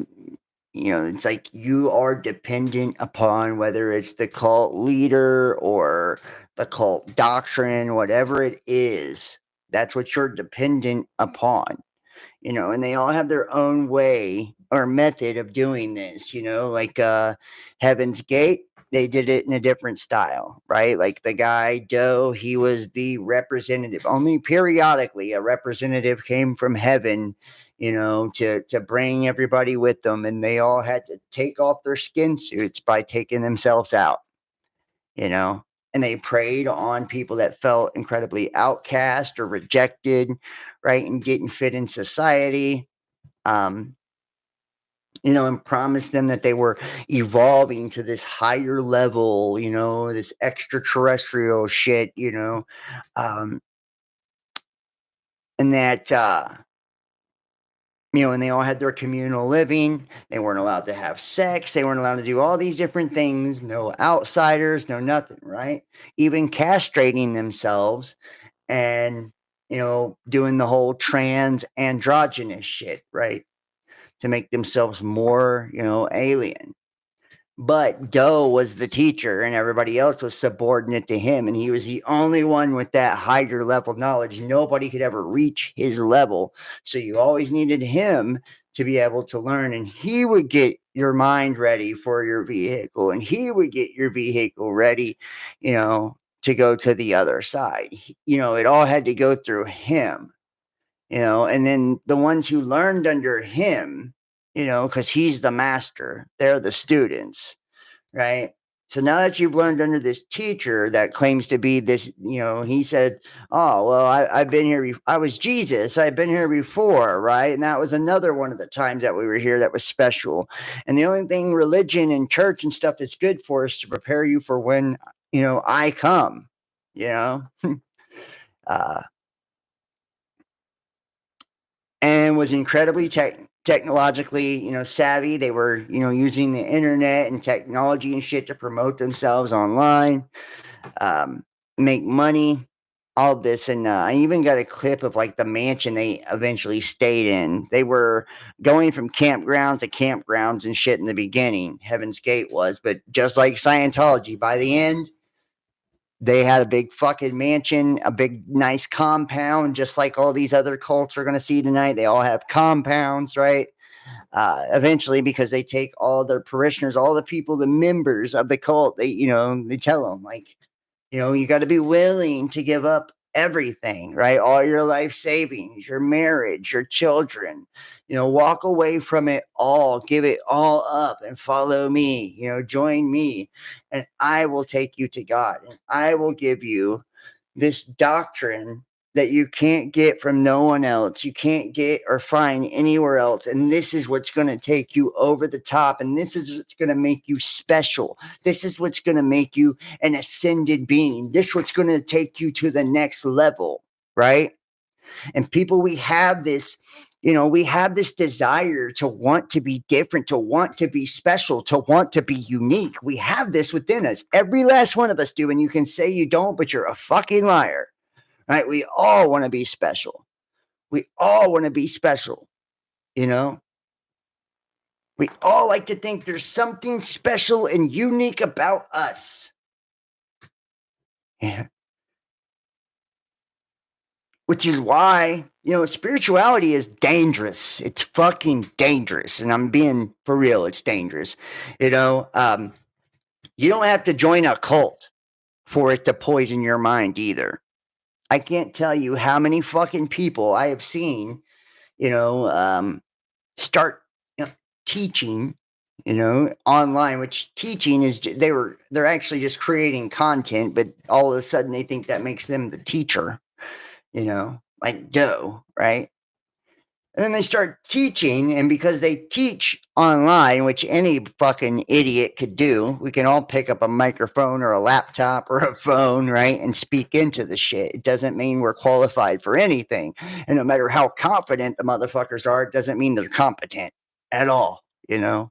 Doesn't mean that, you know, they have any real intelligence. It doesn't mean they're educated on what they're talking about. We've seen that recently with, you know, Billy Carson, right? When he got smoked by Wes Huff in a debate on ancient texts and scriptures. He didn't know what the fuck he was talking about, right? And he got his ass busted in a debate, You know, yes, it was an ambush, but still, if that's what you specialize in, you should know that shit.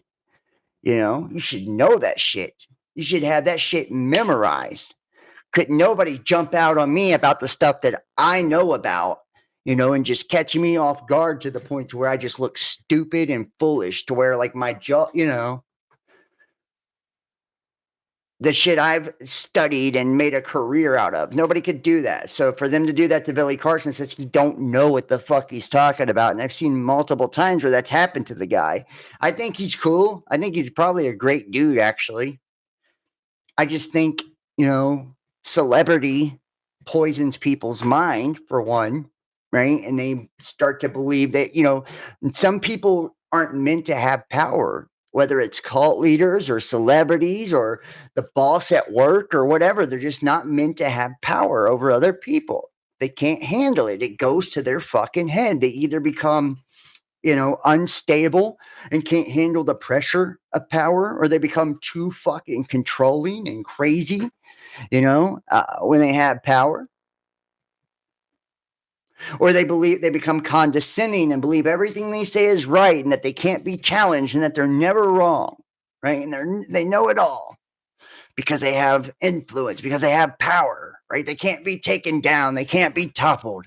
They can't be stopped. You know, and God serves people some humble pie now and then in those situations. Billy Carson, I believe, got served that, right? Absolutely humiliated by, you know, a kid, basically. You know, yes, that guy was, I don't think it was that impressive. It was just Billy looked that foolish, you know, that foolish because he had nothing to say back to what the guy was saying. And it was like everything he talked about, he was just, you know, paraphrasing shit out of books and, you know, and it's like same thing with the cult leader Doe, you know, like he's talking about, you know, anybody can take scriptures and shit and twist them and make them sound however they want, you know. Anybody can take, you know, these type of things and spin it, you know, and put an angle on it or a slant on it the way that they want you to perceive it to support their ideology or their belief. You know, and if you mistake confidence for competence, you know, that's how you get led astray. You know, that's how you get sucked into these fucking things. You know? And this is why people are so fucking hesitant too, you know, like online and shit like that. Anybody who talks about God or spirituality, you know, I hate to say it, but a lot of times I just tune the fuck out. I tune out. I'm gone. I'm like, you know, not today, motherfucker. I don't want to hear this. You know, it's like they regurgitate the same fucking thoughts, the same bullshit, at least whatever is trending, you know, like in the algorithm. And it's like all of them repeating the same exact things because that's the trendy cliche thing to say at the moment. You know, not a spiritual bone in their body, or they become like what I just said, these inflated ass egos to where they think everything they say is right and that, you know, they're going to walk you into, you know, the promised land themselves. And these are the type of personalities that then go out and, you know, create little compounds and communes and, you know, because they can't expose their ideologies to the world. You know, it can't be exposed to opposition, to questions. It can't be put under the microscope because truth stands on its own. Their truth can't stand up on its own. So they have to hide it, you know, isolate it. And when they isolate you, they make you weaker, right? It's like the lion chasing the, you know, the gazelles, you know. The lion grabs the weakest gazelle, the one that's alone, right? Or they corner it and isolate it and get it away from all the rest of them. That way it's weaker, it's alone. You know, whenever, you know, you're targeted, in any way, shape, or form, especially psychological warfare and things like that, right? The point is to isolate you from your loved ones, to break up all your relationships, right? And you see this happen, a lot of these religious leaders and shit like that. Like, oh, okay. Well, your husband doesn't get down with that. You know, your husband isn't into that, or your wife isn't into that. You need to leave them. You know, they don't understand you anymore. You've grown apart, right? You're not the same, blah, blah, blah. You're not going in the same direction. You know, this is an unhealthy attachment. This is something you need to learn to release. You know, God's calling you in a different direction. Your children don't understand. Your children don't see the path, and you need to let them find it their own way. Let them go. Release them. You know, God's calling you over here. You're being called in a different direction. And then you see people use the same bullshit because narcissists are cult leaders, but they're in a cult of one. Narcissists are cult leaders, but they're in a cult of one. One more time. Narcissists are cult leaders, but they're in a cult of one. They will take bullshit to justify their behaviors, their choices, the same exact way, right? The same exact way. You know, I just needed peace. I needed to escape. So, you know, I ignored you intentionally or gave you the silent treatment on purpose because I just needed peace. I needed escape. You know,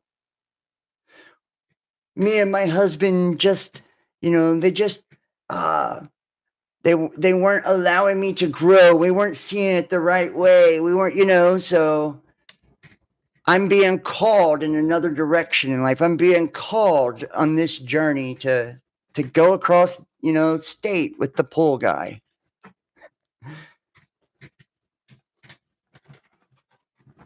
You know?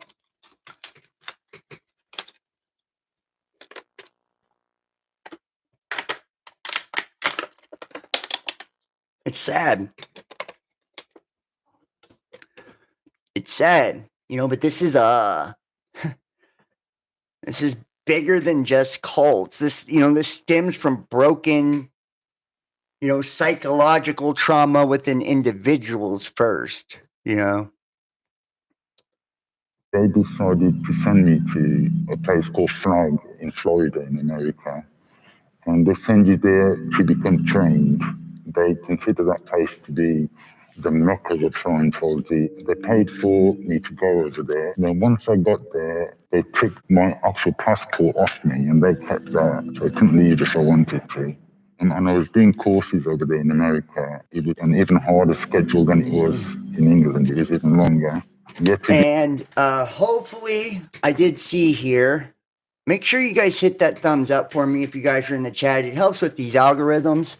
But I did see that it says we've detected videos in the stream, so hopefully they don't Jada Pinkett.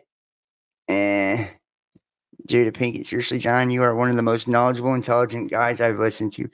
Thank you so much, man. Thank you. I appreciate that.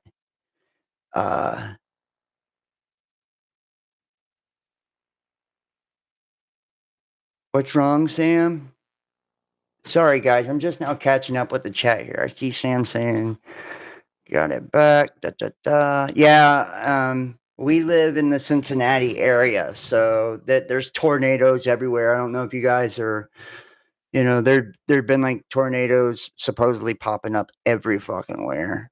But hey, Amy, Christina, Kimberly, Sammy, where's all the males at tonight?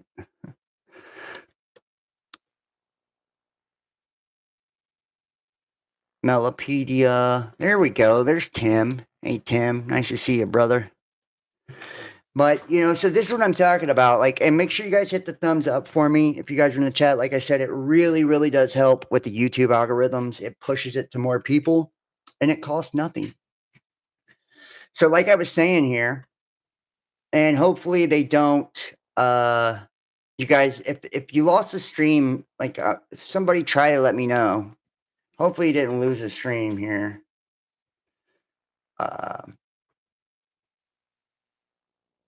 Fuck. Where is I at? And we're gonna check out this document here. Hold on. Let me close down some of this shit for you guys. Got Scientology documents and all kinds of shit. Oh, and we're gonna listen to the little 8-minute deal behind Xenu real quick too by L. Ron Hubbard. Right here it is. This is him explaining Xenu himself. But so this is, like I said, this is something broken within people in general, guys. This isn't just fucking cult leaders and people in cults. You see, and this is why I wanted to do this. I know this probably won't be one of my more popular ones.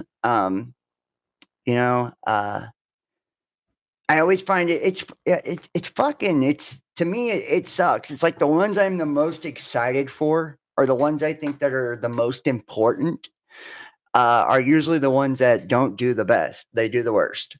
It's usually the ones that I think, I'm like, this ain't that people find more. They want the more entertaining shit. They don't want the real learning, it seems, anymore. Long form podcasts are already, the thing of the past, anyways, for the most part.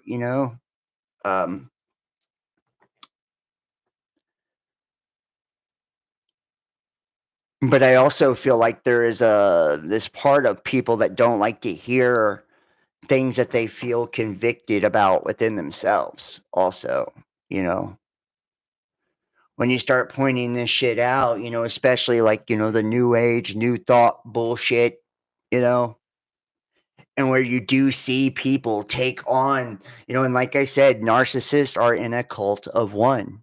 When they take on these fucking toxic personality traits with these inflated egos and sense of self and these God complexes, to where they have enough, they just like, these cults and that we hate so much, right? That are controlling the world, these elites and Freemasons and OTOs and Illuminatis and all of that, right? We hate them so much. They're so evil. They call us useless eaters. They call us the profane, right? Well, what do you call the people that don't subscribe to your beliefs? And don't fucking lie. Be honest. Don't fucking lie. Be honest. You call them sheeple. Sheep. NPCs. Right? Same shit. Same inflated sense of self. Same inflated ego. Looking down on others because they don't believe what you believe and don't think how you think. And don't subscribe to the version of reality that you subscribe to. Right? You see them as weak-minded, weak-willed, cowardly, stupid, impressionable. Say you don't. Say you don't. You're lying. You know how I know?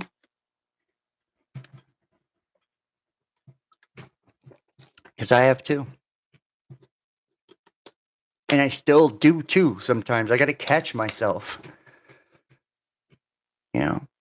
Got to catch myself. It's like getting this elitist mentality because and it's like that's something I never fucking want. I never want to have an elitist mentality. First off, I feel like I'm always kept humble.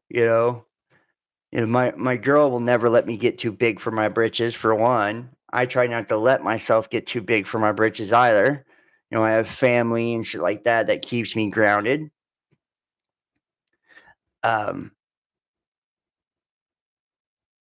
and not thinking like I'm better than other people because I have money, which we know there are people like that, like people that are very wealthy and very rich. I'm poor, but people that are very wealthy and very rich, and I'm not poor in spirit, but I'm not rich monetarily. And people that are look down on others who aren't, you know.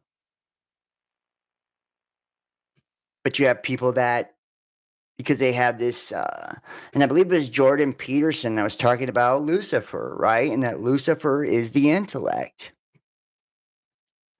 and that the intellect is the most dangerous thing. And think about in the Heaven's Gate cult, they were talking about it was the mind that they identified with, the intellect. And that's why he had this God complex where he was, he believed he was this chosen one from God that only comes periodically to save everyone, and that he was also Jesus and shit like this, But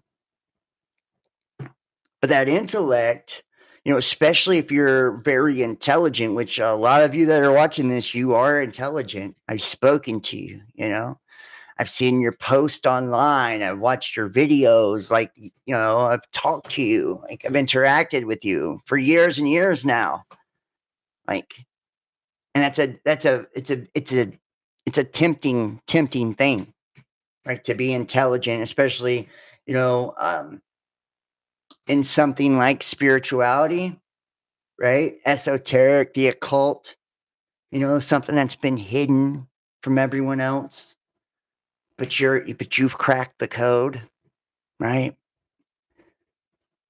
Something where nobody else is really advanced or evolved, but a rare few, right? And those that they call elite in the world are the ones who are the most developed, and you feel like you're one of them, And be honest, if I'm speaking to some of you, I'm speaking to some of you. If I'm not, I'm not, But feeling like that sense of power of like, I know something others don't. I know the secrets. I know the mysteries of the universe. I'm special.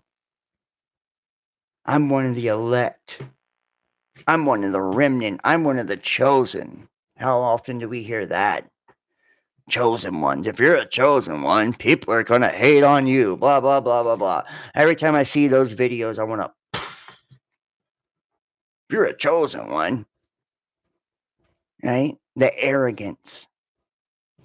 The ego. Right? Do you see where? And like, this is why spirituality isn't shut down on social media and shit, guys, because they know how nasty it turns out to be when it gets into the wrong hands. They know how nasty it turns out to be when it gets into the wrong hands. Like I said, a narcissist is in a cult of one. That's where they perverted the self-love ideas and shit. It's really selfishness in disguise. Right? It's selfishness in disguise. I'm going to love myself. I'm going to choose me. Of course you are. You've always chosen you. That's what selfish people fucking do. Like, don't act like you're doing something different now and try to paint it as spiritual or fucking awareness or, you know what I mean? Wokeness or whatever you want to, paint it as. That's bullshit. You've chosen yourself ahead of everyone and everything your entire life. I'm going to choose me. I'm going to put me first. I'm going to love me. Well, congratulations for doing the same exact thing you've always did and everyone else on planet Earth does too. Oh, this victim mentality, right? To where they're being put out by putting others first. Oh, I'm being victimized if I put others first, right? If I put someone else's well-being or happiness or anything like that, ahead of mine, if I'm selfless in any way, then I'm being victimized. I'm being taken advantage of, and I need to love myself first. I need to make sure I'm happy and comfortable and everything's good and cushy with me. And then, right? And then after that, as long as it's not an inconvenience in any way, shape, or form, and it goes exactly with the things I want, then I'll do for others. Right? It's like people don't even hear themselves. Like,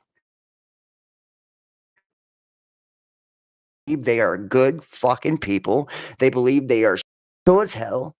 They believe they are so high consciousness and high vibration. You know, how many times do we hear people talk about creating their own reality, right? I can't listen to negativity. That's not in my reality. Yeah, it is. Yeah, it is. You know, yeah, it is. You want to know how it is? When you're intentionally ignoring something, ignoring someone's cry for help, ignoring someone's pain, ignoring someone's hurt, because it's an inconvenience to you, because you don't want to bring down your vibration, or you don't want to have, you know what I mean? Like, that's evil. That is evil. That is evil. That is selfish, and that is evil.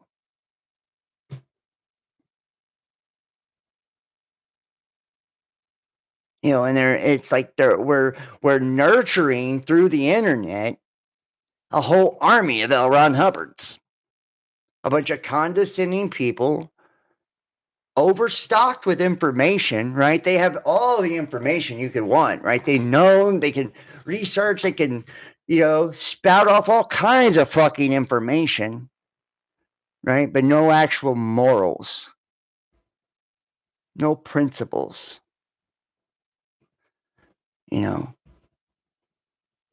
They either do it one of two ways. They either want to try to please everybody in their lives, right? And then in doing so, like that fake good guy, like, I'm going to please everyone. I'm good to everyone, right? Like that type of thing. And they end up being loyal and good to none because, they've tried to be good to everyone.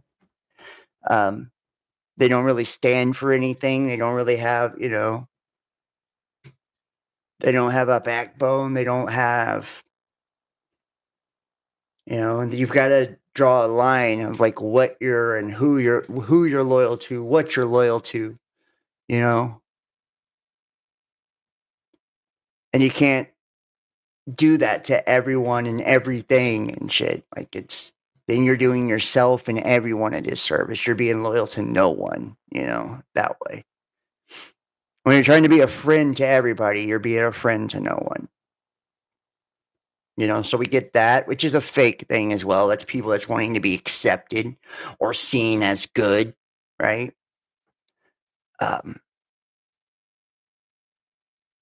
Which are a lot of the people that get swept up in cults and shit, just to be honest,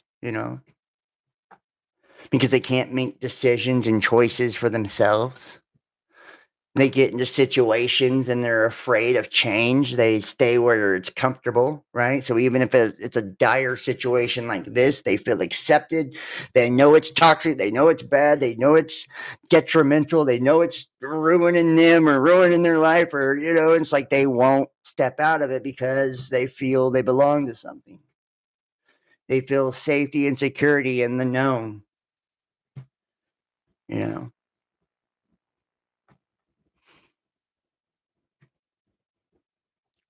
Or, you get the opposite, the people that are, loyal to none, friends to none, right? Like, the only one they're worried about is them, And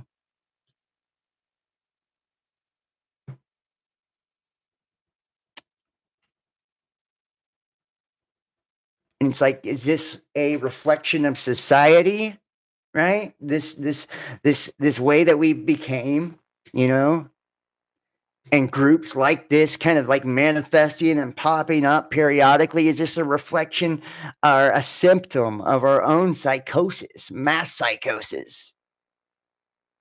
you know. So this is the History of Xenu by L. Ron Hubbard. Like I said, everyone, please, please, please hit the thumbs up for me if you guys are in the chat. Hopefully they didn't kick off the looks like we're still running. So yeah, so please hit the thumbs up if you guys are in the live YouTube chat, and share this link to your social media. Subscribe. If you want to comment, you have to subscribe to comment. I've changed the settings on this channel. So I'm not letting people who ain't subscribed come on and troll and shit. I want people to actually, and consider donating to the channel too. That's how I'll take care of me, and I appreciate all of the, the gifts and all that good stuff too. And even the smallest gifts, so I'm grateful for. So thank you so much. Here we go. Stars and its 76 planets.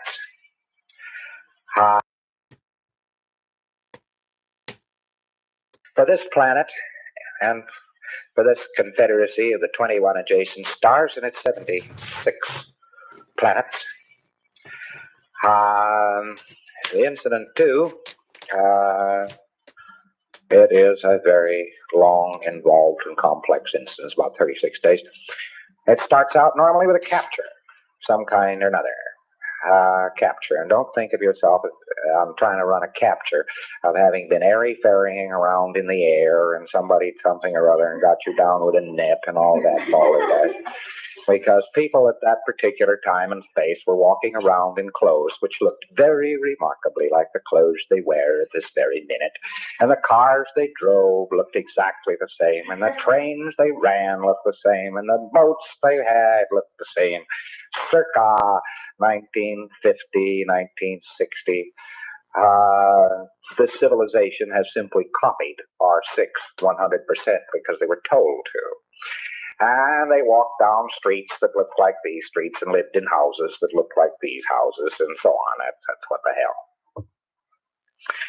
And there was quite a bit of huffle-luffle and upset and so on before R6 took place. What it was the loyal officers were the body, the elected body. They called them the loyal officers. They were there to protect the populations and so forth.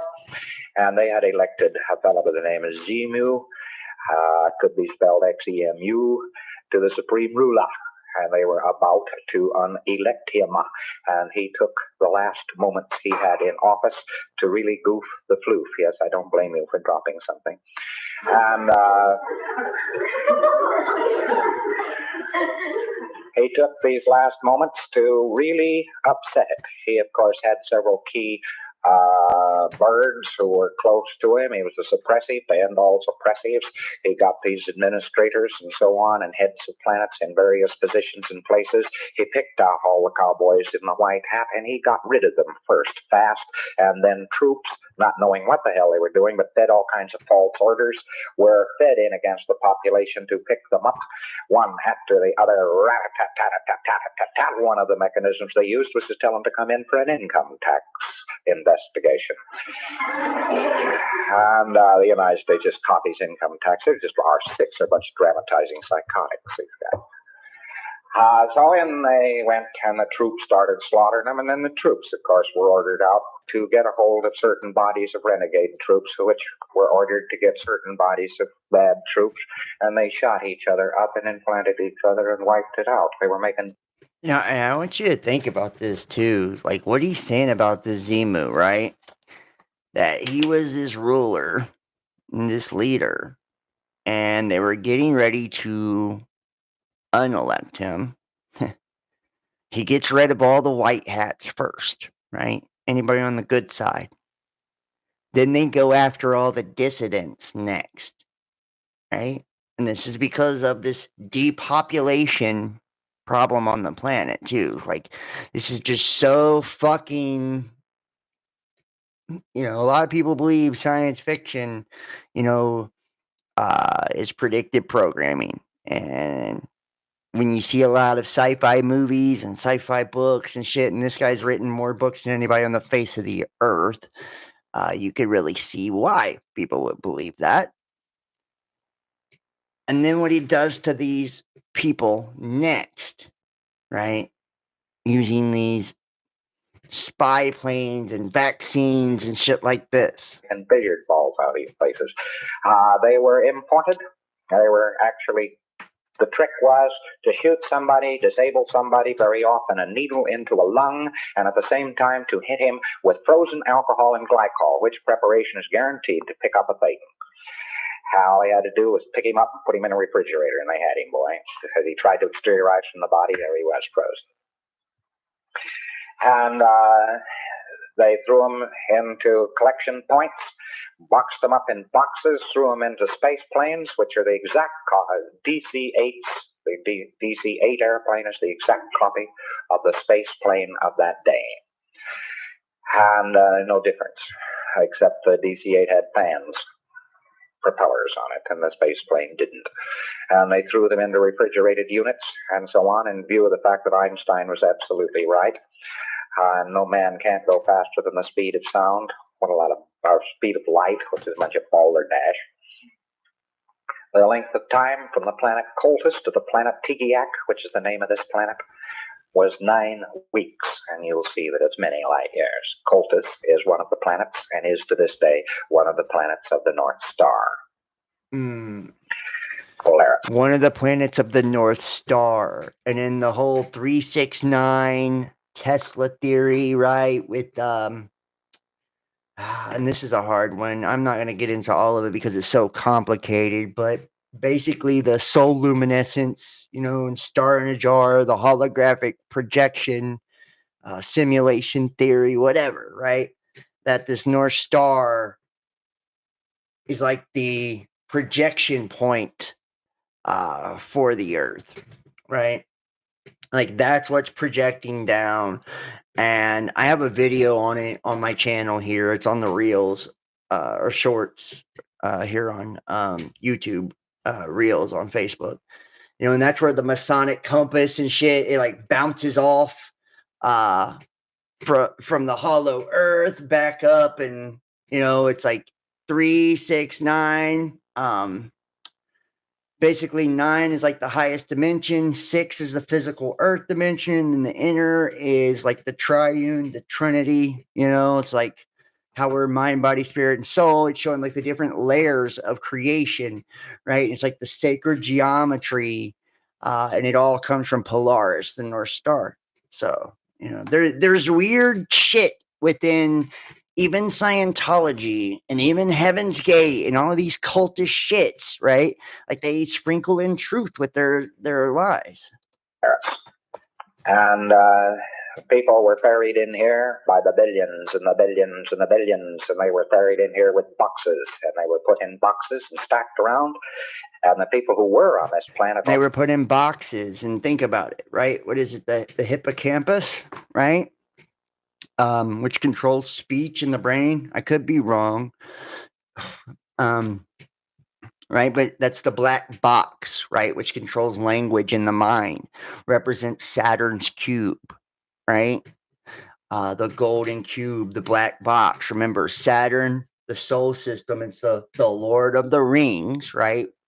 In this black cube religion here on Earth of Saturn, the Saturn moon matrix, right, where Saturn's rings or crystalline rings that vibrate, this frequency, this hexagon, which is a cube on the North Pole, the all-seeing eye on the South Pole. We've even seen Terrence Howard show you with like the dodecahedrons and all of that, how the polygons all make the planet Saturn, right?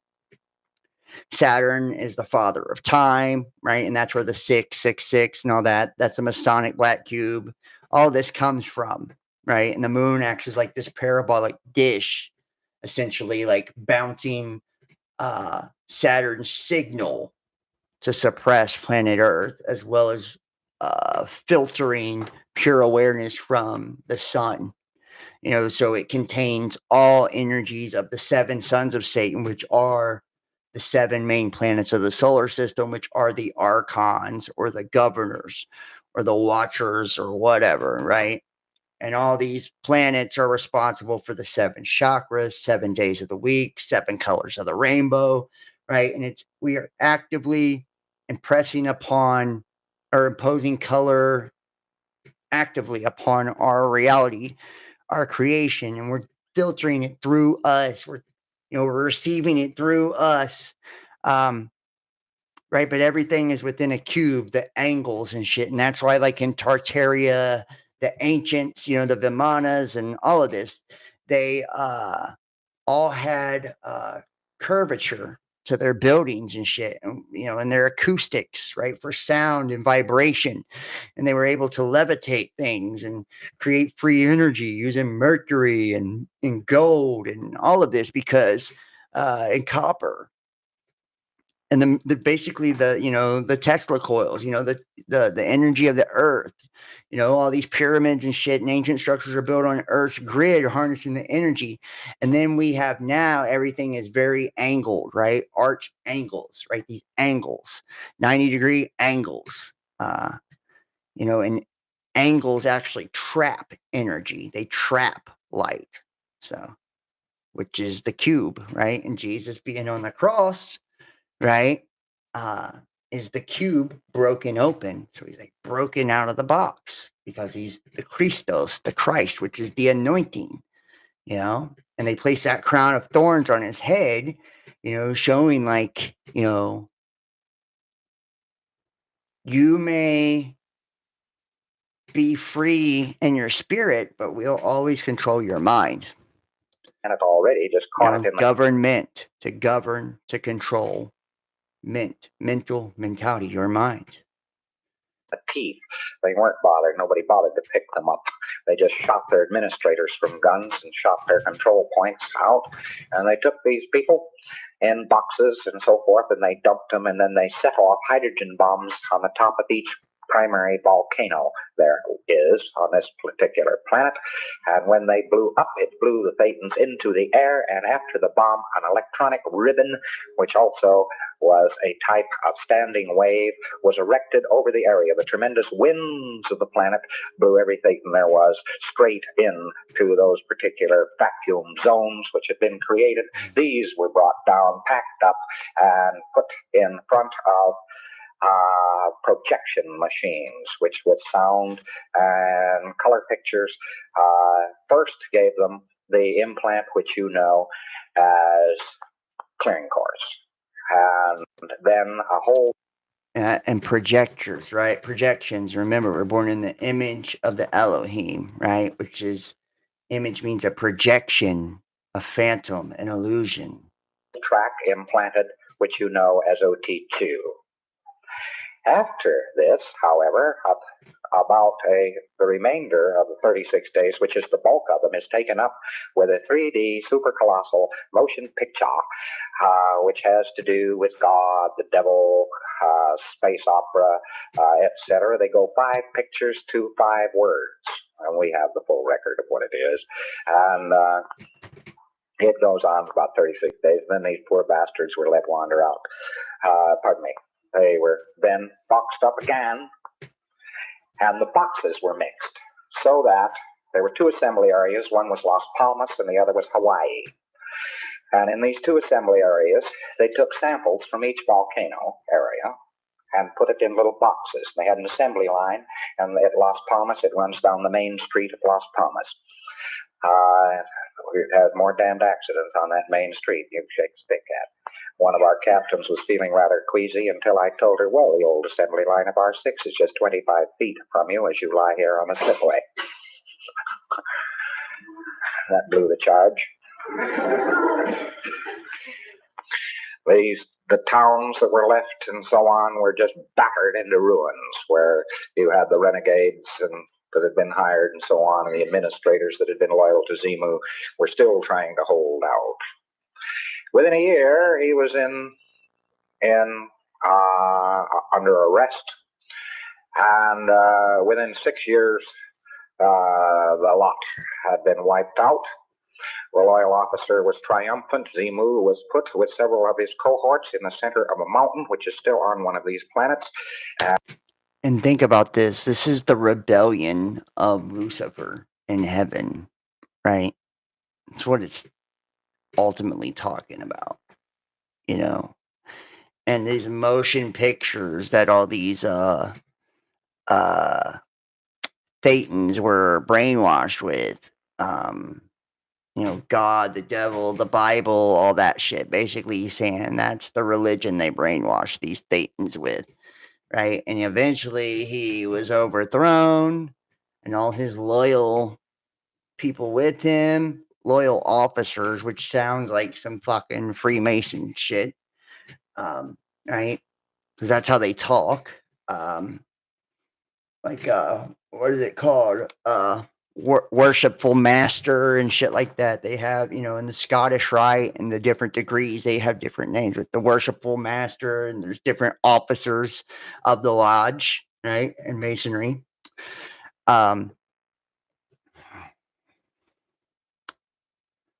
You know, and then he's overthrown and he's put in a volcano, which is hell, magma, right? Hell, this bottomless pit, this abyss of hell. And in a wire cage, which is charged with an eternal battery. He's not likely ever to get out. There is a base on this planet, and it is so shredded away as to be hardly recognizable. Wherever, then, he's in a wire cage with an eternal battery that charges it. We are probably that battery that's charging this. Right? That wire cage is the permanent electromagnetic field.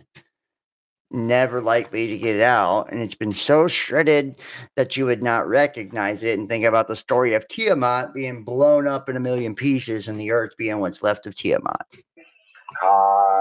Anybody tries to do anything about this, he's apt to get a flashback. So you mustn't go around talking about being the people who are going to save the planet.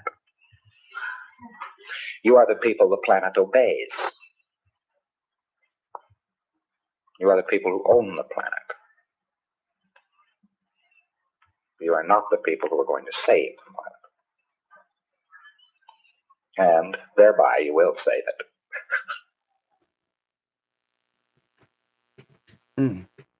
The following is a conversation with Leonard Susskind. Think about that, right? You are the people that own the planet. By owning it, thereby, you know, that's how you save the planet. That's fucking crazy, man. I'm serious. That is wild shit.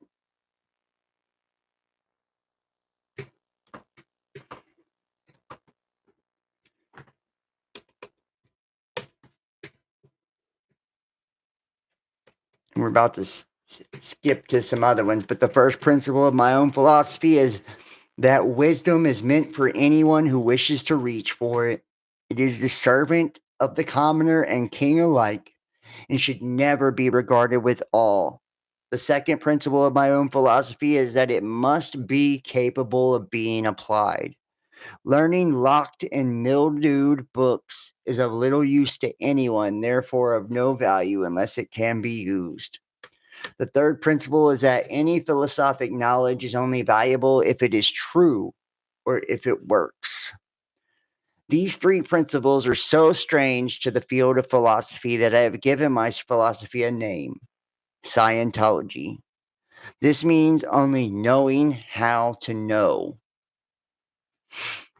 A philosophy can only be a route to knowledge. It cannot be crammed down one's throat. If one has a route, he can then find what is true for him, and that is Scientology. Interesting, right? Interesting. So let's take a look at the Buddhafield next and Jonestown, and then we'll wrap it up, I think. Buddhafield New Religious Movement. They did a documentary on this one called Holy Hell. This was a gay porn star. Buddhafield is a cult in the United States. It began in the 80s in Hollywood. and continues in Hawaii today. And notice, L. Ron Hubbard with Hawaii and Hollywood. So isn't it strange, right? Often recruiting through yoga studios, the group has been described as a cult by some former members. The leader of Buddhafield is a man previously known as Michel Andreas, the teacher, Oregi, born Jamie Gomez. He once known to wear nothing but swim briefs and eyeliner. He is featured in the documentary film Holy Hell, and he's also featured on the Netflix series How to Become a Cult Leader. Buddhafield largely espouses New Age ideas. Jaime Gomez thinks of himself as God and encourages his followers to think of themselves as God as well. Buddhafield uses the Sanskrit word Shakti, meaning power, for Gomez's alleged power transference to his followers using his finger. Gomez cites the Bhagavad Gita as a source. Gomez demanded his followers remain celibate despite himself allegedly having sexual intercourse with various followers. Drugs and alcohol were also banned from use while in the group. Buddhafield followers changed names while in the group. Holy Hell director explains that a lot of the principles of the East versus West that we were doing, surrendering to the guru, dropping your ego, taking your shoes off before you walk into a room and leave the world behind. We didn't think of it as giving our power. We thought of it as empowering.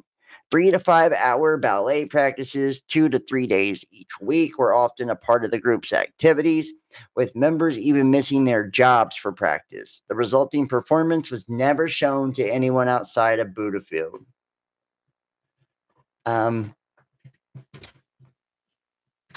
Gomez voiced his anxieties after the Waco siege, which we have that also.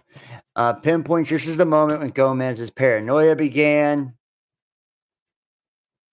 He left his followers for 6 months to find a new location for the group. He also began to undergo increasing amounts of plastic surgery.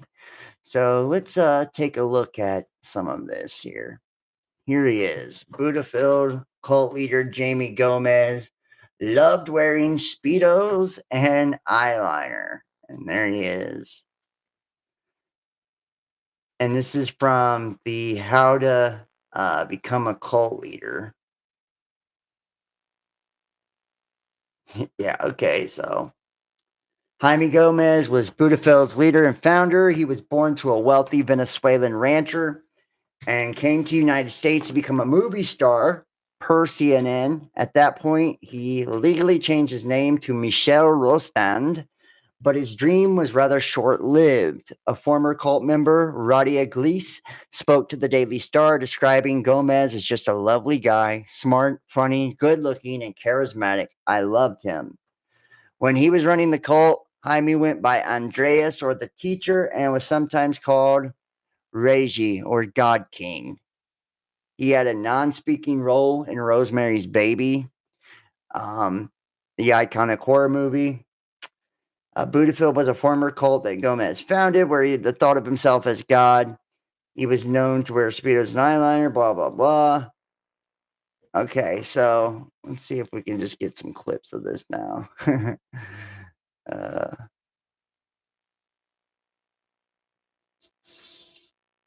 Get so much on Scientology. I could go on for the Scientology shit all night, literally. Here's the Holy Hell trailer for Jaime Gomez's. My name is Will Allen. I started making movies when I was 13. I went to film school, and 3 weeks after graduating, my sister introduced me to her spiritual teacher, and my whole life took a different path.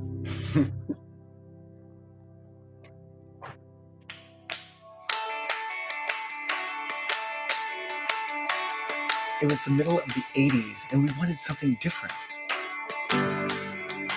They were so alive, living from their heart and playing and jumping in ice cold rivers and hiking through the forest at night. And oh my God, I want me some of that. We started it. This is what we wanted. It was our little utopia. And we were all there because of this one man. He's very charismatic, like a child, very playful. He could dance, he was artistic, he He was all those things we all wanted to be. He was just this beautiful, silent entity. And I said, I would follow you anywhere. My films elevated him to the role of an awakened master.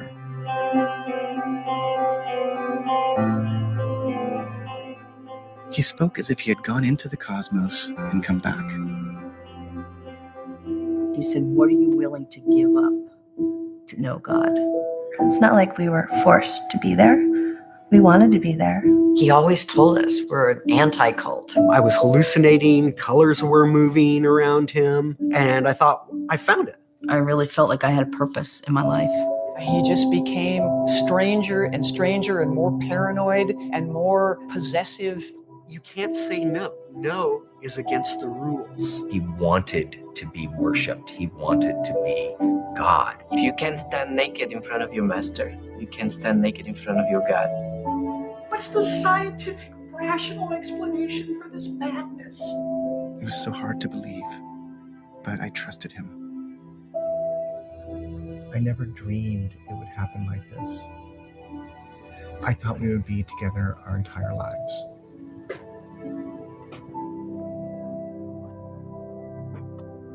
So this guy, he would do like these hypnosis things. And I don't know if some of the dudes did it willingly or on their own, but he would fuck them to give them the Shakti, right? The power or whatever. He had this special touch he called the power or whatever, this touch that he did. And like, that's what dude's like, I seen colors and all this.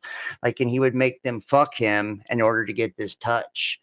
Or when he was doing individual counseling sessions with the guys he liked, because he was gay, he would hypnotize them, so they said, and then he would bang them while they were out, right? So, I mean, that's what they said. Who knows? They probably were playing right into that shit, and just don't want to own it, truth be told. But I mean, that's what they said. And this is Joe Rogan. He bought the guy's building. This is crazy. Get out of town. Yeah. I didn't know the extent of it until I was already in the deal, until I'd already signed the contract. My friend Adam called me up. He goes, hey, man, you watched the documentary on this cult? Adam Egett, who's our talent coordinator. I go, no. He goes, oh, it's bad. You should watch it. He goes, it's fucking crazy. It's called Holy Hell. Yeah. It's about this dude. His name is Jaime Gomez. And he was a gay porn star and a hypnotist. And he started a cult in West Hollywood. He was teaching people yoga, and he got a bunch of young disciples, and they believed that he was a guru and that he was God energy, and he convinced them. And he ran this game for like 10 fucking years. Maybe he was hypnotizing people. He was 100%. That's how he got in trouble. They all started talking because one guy left the cult. When he left the cult, he sent a mass email saying, hey man, this guy's been hypnotizing me and fucking me for the past 10 years. And then they all started talking about it. And they all started sharing the email, and they all started sharing their stories with them.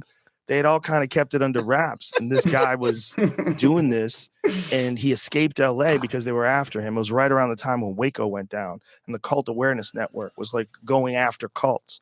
And so they escaped. He changes his name again. His name was Jaime Gomez. He changed his name to Michelle, and then he changed it again to Andreas. And that's when he moved to Austin, and he built this place called the One World Theater. And this is the place I bought. So all these poor lost kids, they built this place for him. They were his disciples. They didn't have contractors. The cult members built the place. Under hypnosis. Well, I don't think that was under hypnosis, but what he would do is he'd give them therapy every week. He'd charge them money, charge them $50 for therapy, and then he'd fuck them. This guy. You should watch the documentary. The documentary is wild because holy hell. Yeah, because like we were talking about cults. Here's the thing. In the beginning, it was working. In the beginning, it looked like fun. Because I think in the beginning, he was young and hot. He's a beautiful man, especially when he was young. And he had this crazy body, six-pack. That's when he's getting older. But when he was young, when he was a gay porn star, he was a beautiful man.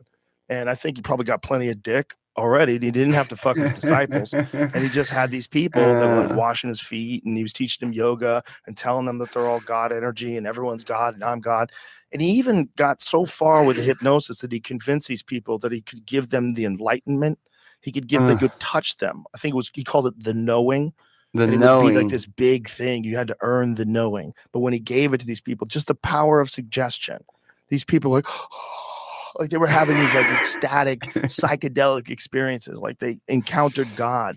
And it Now imagine, dude, imagine, you know, and we see this shit. See, and this is the thing. There isn't one fucking element from tonight that you haven't heard that you couldn't apply to individuals, right? And their weird bullshit, narcissist shit, right? Self-proclaimed experts and shit like that, or uh to religious leaders, right? And religions, right? How many churches would be like, oh, let me lay my hands on you and heal you, or they touch them and they pass out, and you know what I mean? Like every fucking bit of it, right? Every bit of it. The isolation from other people, like all of it. lasted for days. These are people talking about this after they left the cult, after they knew he was a con man, after they knew that he'd just been hypnotizing people and fucking them, and he was just full of shit and getting plastic surgery and all kinds of wild shit. Even though they had gone through all that, they still went back and talked about when he would do that to them early in their life, and that they really did like experience God. They was on shrooms. I don't think they were. I think it's the power of suggestion, because I've seen it at. Have you ever seen a comedy hypnotist? Yes. They can do. Yeah. So, and think about that. All this time later, you know, they're fucking literally still revering this experience like it was their, you know, their closest moment to God they've ever had, even after knowing all of it. You know, that is wild when you truly think about it.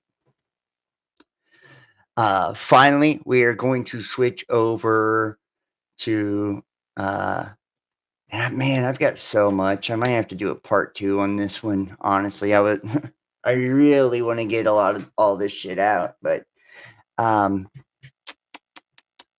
is it at? We're gonna go to Jonestown now. And this is fucking bad news bears right here. I'll show you. Where's the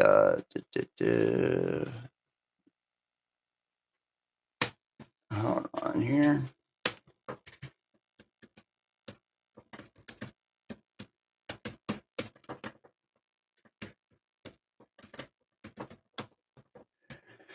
So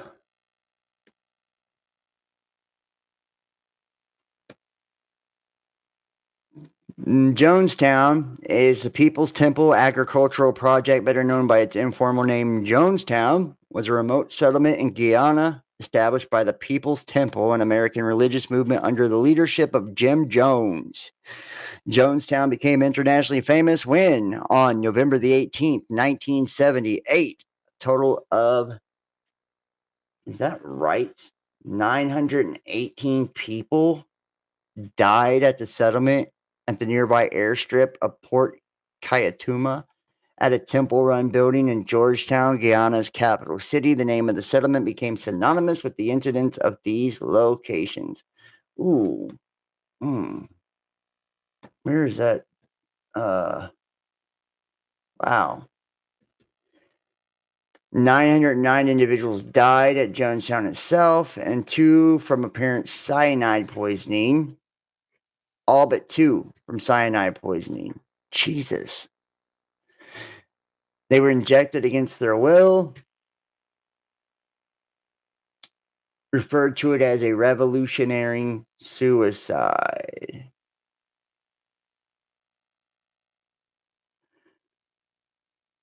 Wow. Holy shit. Well, so if you've ever seen any footage of Jonestown too, let me just go ahead and tell you here. I'm going to close some of this out.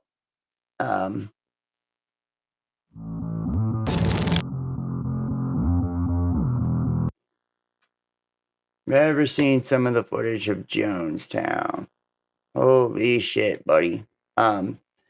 They have in their church, when I seen some of this shit, man, it was mind blowing because it was like it looked beautiful. They always look so beautiful. It's like black and white people fucking holding hands and just like loving on each other. It's like this really beautiful thing. So this is the aftermath Been after kept locked up by Jonestown. the temple leaders to make it difficult for anyone filled with the form today on the body of the founder of the People's Temple, Jim Jones. His sons who were simply going to sleep. Some had pillows beneath their heads. Some died alone, separated by own families until the end. Babies were fed the lethal potion with a... It's believed each lived about 5 minutes after swallowing a mixture of cyanide and a flavor. Custody by the Guyana police. Another arrest was made today of a member of the People's Temple, the man identified only as Tim Carter. The specific charges not immediately announced. Wow. So let's see if I got the footage here. Yeah, here we go. So I'm just gonna let you see a little clip of this dude preaching, and then we're gonna listen to some of the final one.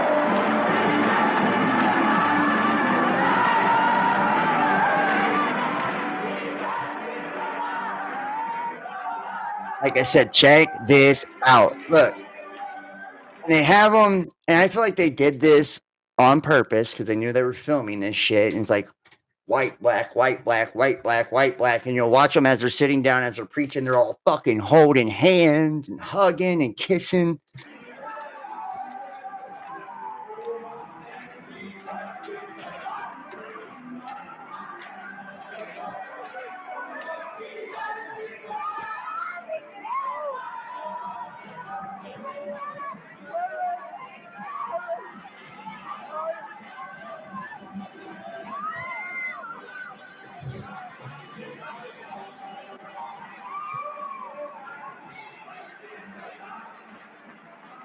All starry-eyed looking at him. Now with each of you, with a fond embrace, a salutary kiss of greeting to your neighbor, let's fill this atmosphere with warmth and love.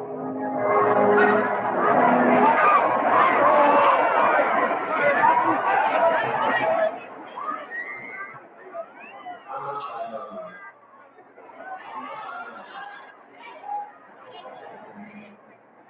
Now as we meditate, See God is love. how they stagger it out here. Love is a healing remedy. We're going to reach out to areas where man has seemed to have difficulty.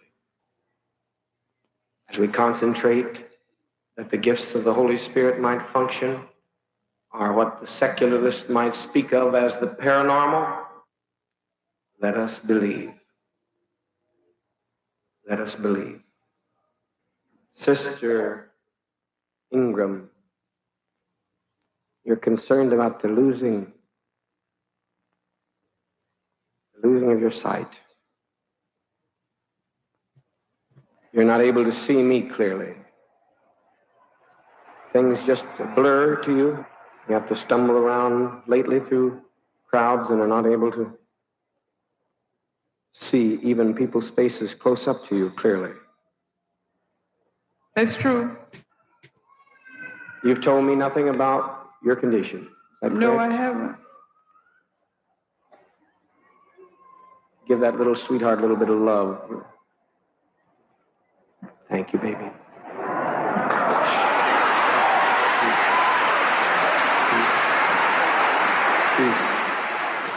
Yeah, a little sweetheart, a little bit of love. Now, Thank you, baby.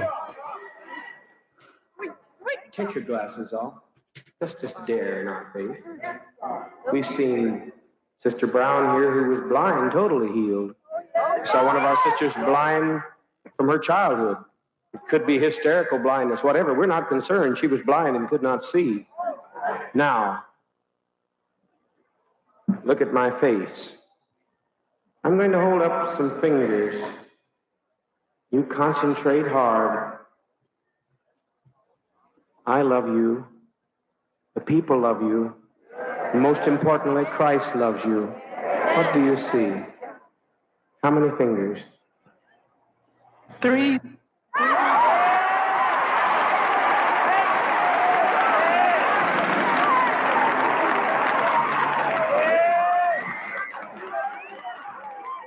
One finger.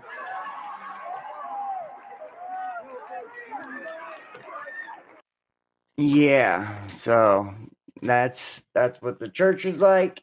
And now we're gonna listen to the final and hopefully we're still going here. Make sure if you guys are watching this over on YouTube, the live chat, make sure to give this a like, hit the thumbs up for me. It helps with the algorithms. Hopefully they cut us off.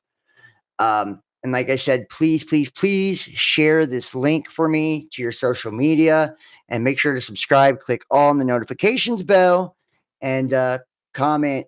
You know, I will be checking the chat and all that good stuff. And, you know, consider donating and supporting as well.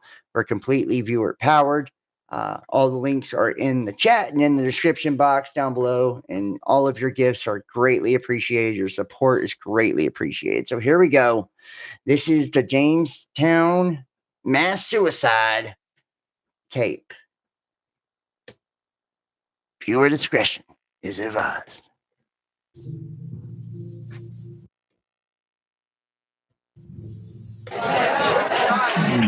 Why is it doing that? There we go.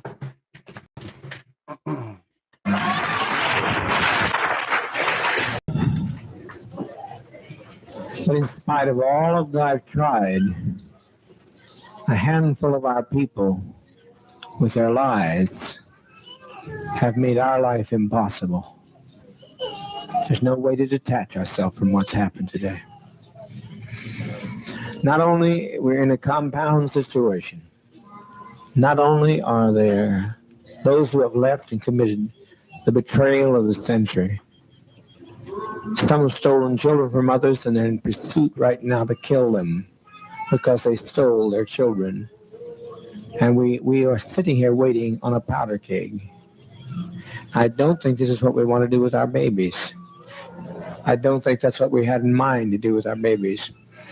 It was said by the greatest of prophets from time immemorial, no man takes my life from me, I lay my life down. So to sit here and wait for the catastrophe that's going to happen on that airplane, it's going to be a catastrophe. Almost happened here. Almost happened. The congressman was nearly killed here. But you can't steal people's children. You can't take off with people's children without expecting a violent reaction. And that's not so unfamiliar to us either. Even if we were Judeo-Christian, if we weren't communists,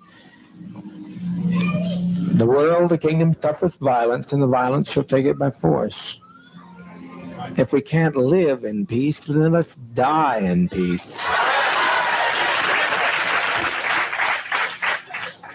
We've been so betrayed. We have been so terribly betrayed. But we tried, and as Jack Beam often said, I don't know where he's at right this moment. Where's Jack? He said, if this only worked one day, it was worthwhile.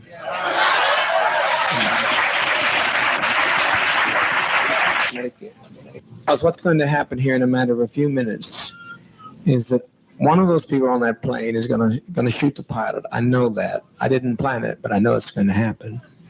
They're going to shoot that pilot, and down comes that plane into the jungle. And we had better not have any of our children left when it's over, because they'll parachute in here on us. I'm telling you just as plain as I know how to tell you. I've never lied to you. I never have lied to you. I know that's what's going to happen. That's what he intends to do.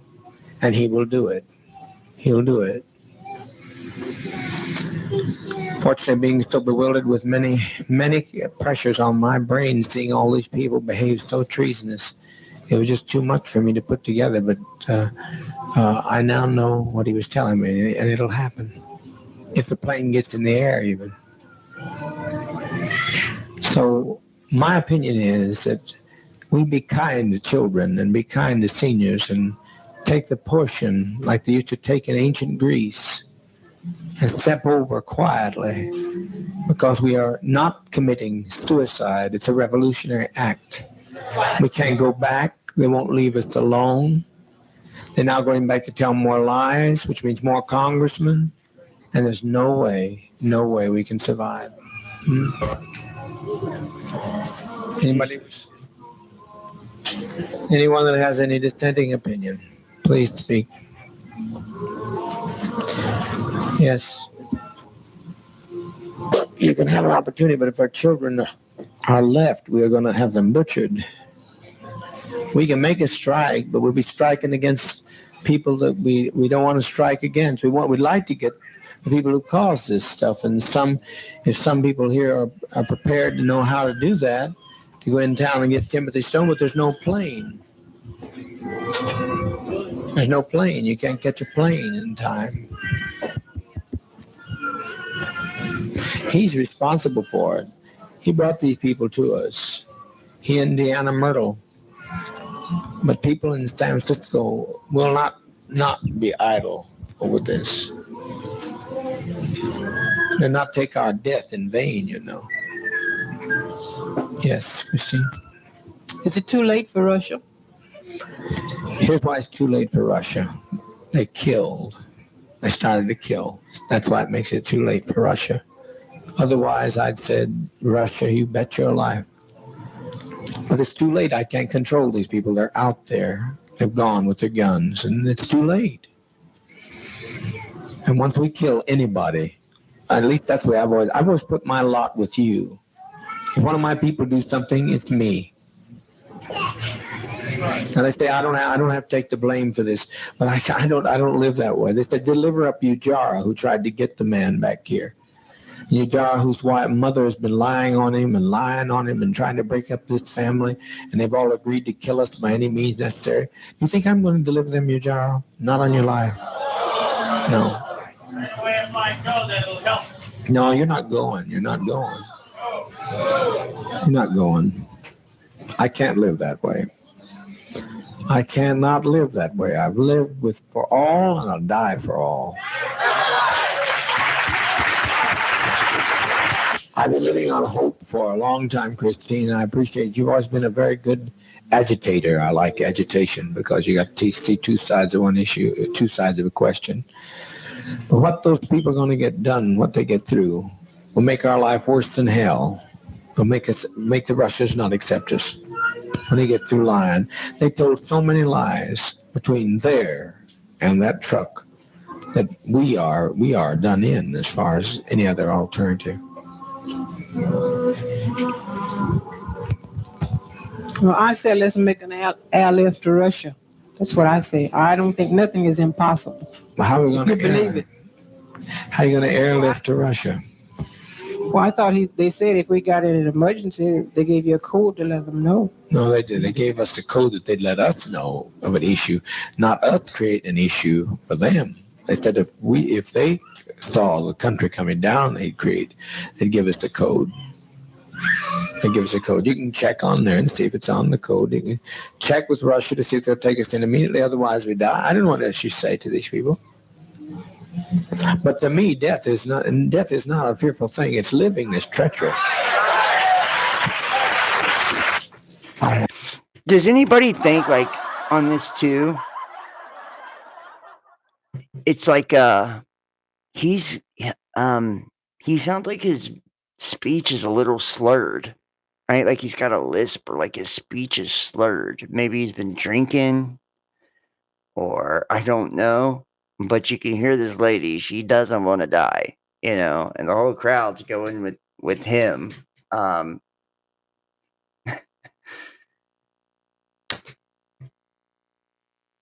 never seen anything like this before in my life. Let's see. Suicide. They have done it. Stone has done it. Somebody ought to. Somebody. Can they talk? Can they not talk? Be feared. It is not to be feared. It's a friend. It's a friend. You're sitting there. Show your love for one another.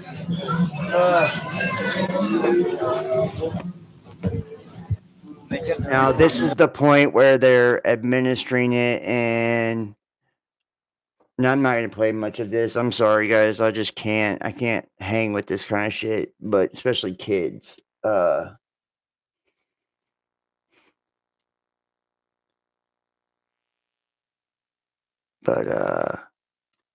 Cyanide. Let's take a look just really quick here on the cyanide tip.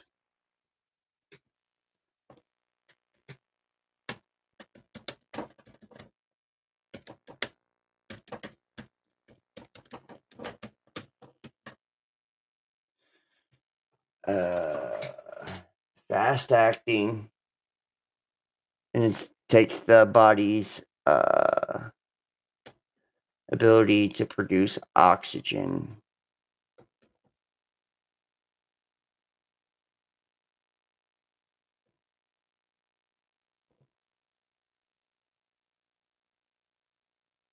So,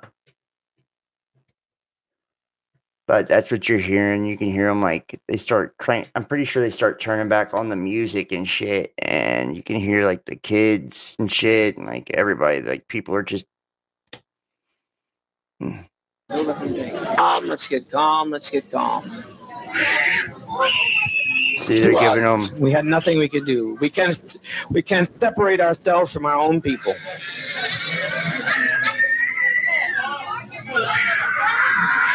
For 20 years laying in some old rotten nursing home.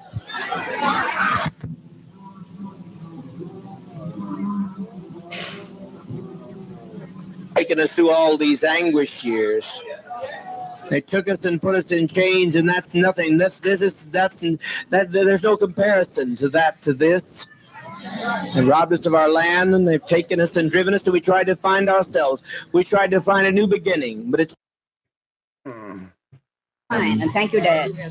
With that, with the green tea in, please. Bring it here so the adults can begin. Hey, They did the kids don't first. fail to follow my advice. You'll be sorry. You'll be sorry. That we do it and that they do it.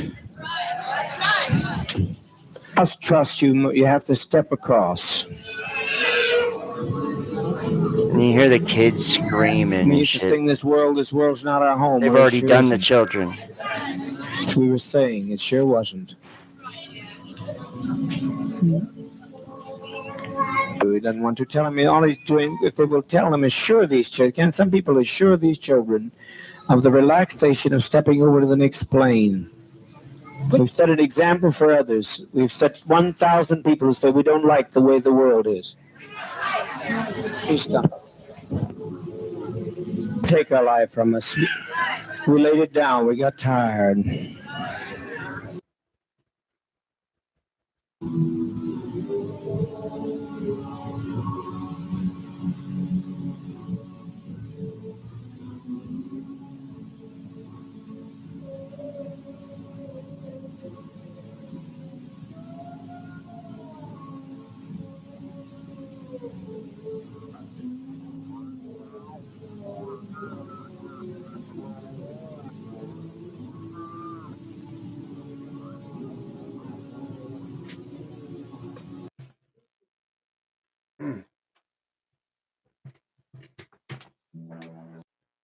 And that is and